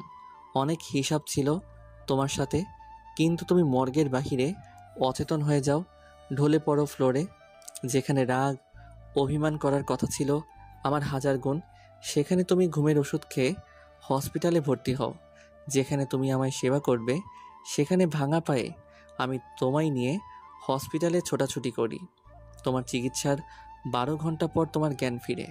13 ঘন্টায় আমাদের দুজনের পরিবার, আমাদের বিয়ে। অতপর তোমায় ভালোবেসে আমি হয়েছি ভস্য, পেয়েছি সুখ, পেয়েছি দুঃখ। তাই তো আমার অঙ্গারিনী শ্রেষ্ঠ। রিহানের কলম থেমে গেল, চোখের কার্নিশ বেয়ে পানি বেরিয়ে এলো। এখনও এসব মনে হলে তার কষ্ট হয়। চোখের পানি আপনা আপনি বেরোয়। কাগজের পৃষ্ঠাটা ভাঁজ করে একটা বইয়ের পাতার মাঝখানে রেখে দিল। উঠে দাঁড়ালো। ঘড়িতে 11:59। বারান্দার লাইটের আলোয় বোঝা যাচ্ছে মহুয়ার পুরো শরীর ঢাকা কাঁথায়। রিহান ভ্রুকুচকে আস্তে করে ঘরের লাইট জ্বালালো, মহুয়ার দিকে তাকালো। মহুয়া কাঁথা মুড়িয়ে শুয়ে, মুখ পর্যন্ত কাঁথায় শরীর ঢাকা। রিহানের কপালে ভাঁজ পড়ল। গরমকাল চলছে এখন, তাছাড়াও এই সময় গরম ভাব থাকে শরীরে সব সময়। তুমুল বৃষ্টির মধ্যেও গরম লাগে। মেয়েটার কি শরীর খারাপ লাগছে? রিহান দ্রুত পায়ে মহুয়ার দিকে এগিয়ে গেল। মহুয়ার কাছে গিয়ে ফ্লোরে বসে আস্তে করে মহুয়ার মুখ থেকে কাঁথা সরালো। মহুয়ার চোখ বন্ধ, ঘুমিয়ে। রিহান মহুয়ার কপালে হাত ঠেকালো। না, শরীরের তাপমাত্রা ঠিক আছে। রিহান মহুয়ার মুখের দিকে সাবধানে ঝুঁকে মহুয়ার কপালে মধ্যিখানে প্রগাঢ় চুমু খেলো। রিহানকে হালকা করে জড়িয়ে ধরে গলদেশে মুখ গুজে আওড়ালো। ভালোবাসি মোহ। সঙ্গে সঙ্গে উত্তর এলো, আমিও তোমায় ভালোবাসি হিয়ান। রিহান ভরকে গেল। ভরকে গিয়ে মহুয়াকে নিজের থেকে সরালো। বিছানায় তাকালো। মহুয়া শুয়ে, চোখ যুগল খোলা। মহুয়া কাঁথা সরালো শরীর থেকে। মহুয়া শাড়ি পরে। রিহানের সে আসমানি সাদা রঙের মিশ্রণের শাড়িটা। রিহান থমকালো। মহুয়া কুচি দিয়ে শাড়ি পরায় তার ওধর আরো বড় দেখাচ্ছে। মনে হচ্ছে 9 মাস চলছে, যদিও তার 8 মাস চলছে। মেয়েটাকে আজ শাড়িতে চমৎকার লাগছে। তবে শাড়ি পরলো কখন? ঘুমানোর সময় তো ঢিলেঢালা ফ্রক পরা ছিল। রিহান অবাক কণ্ঠে বলল, তুমি এই শাড়ি পরে কেন? মহুয়া মিষ্টি স্বরে বলল, যার জন্য কিনেছো সেই পড়েছে। মানে? মহুয়া বিছানা থেকে নেমে দাঁড়ালো। রিহানের অতি নিকটে এলো। 2 পা উঁচু করে রিহানের সমান হওয়ার চেষ্টা করলো। তবে মহুয়ার জন্য কষ্টকর হচ্ছে। রিহান মহুয়াকে অপলক দৃষ্টিতে দেখছে। মহুয়া থামলো। কষ্ট হয়ে গেছে এটুকুতে। রিহান চোখে হাসলো। মহুয়ার মাঝে তার যতটুকু দূরত্ব ছিল সে কাছে এসে তা গুছিয়ে দিল। মহুয়ার ওষ্ঠ প্রসারিত হলো। রিহান একটু হেলে নিচু হলো। মহুয়া খপ করে 2 হাতে রিহানের গলা পেঁচিয়ে ধরল। রিহান পুনরায় চোখে হাসলো।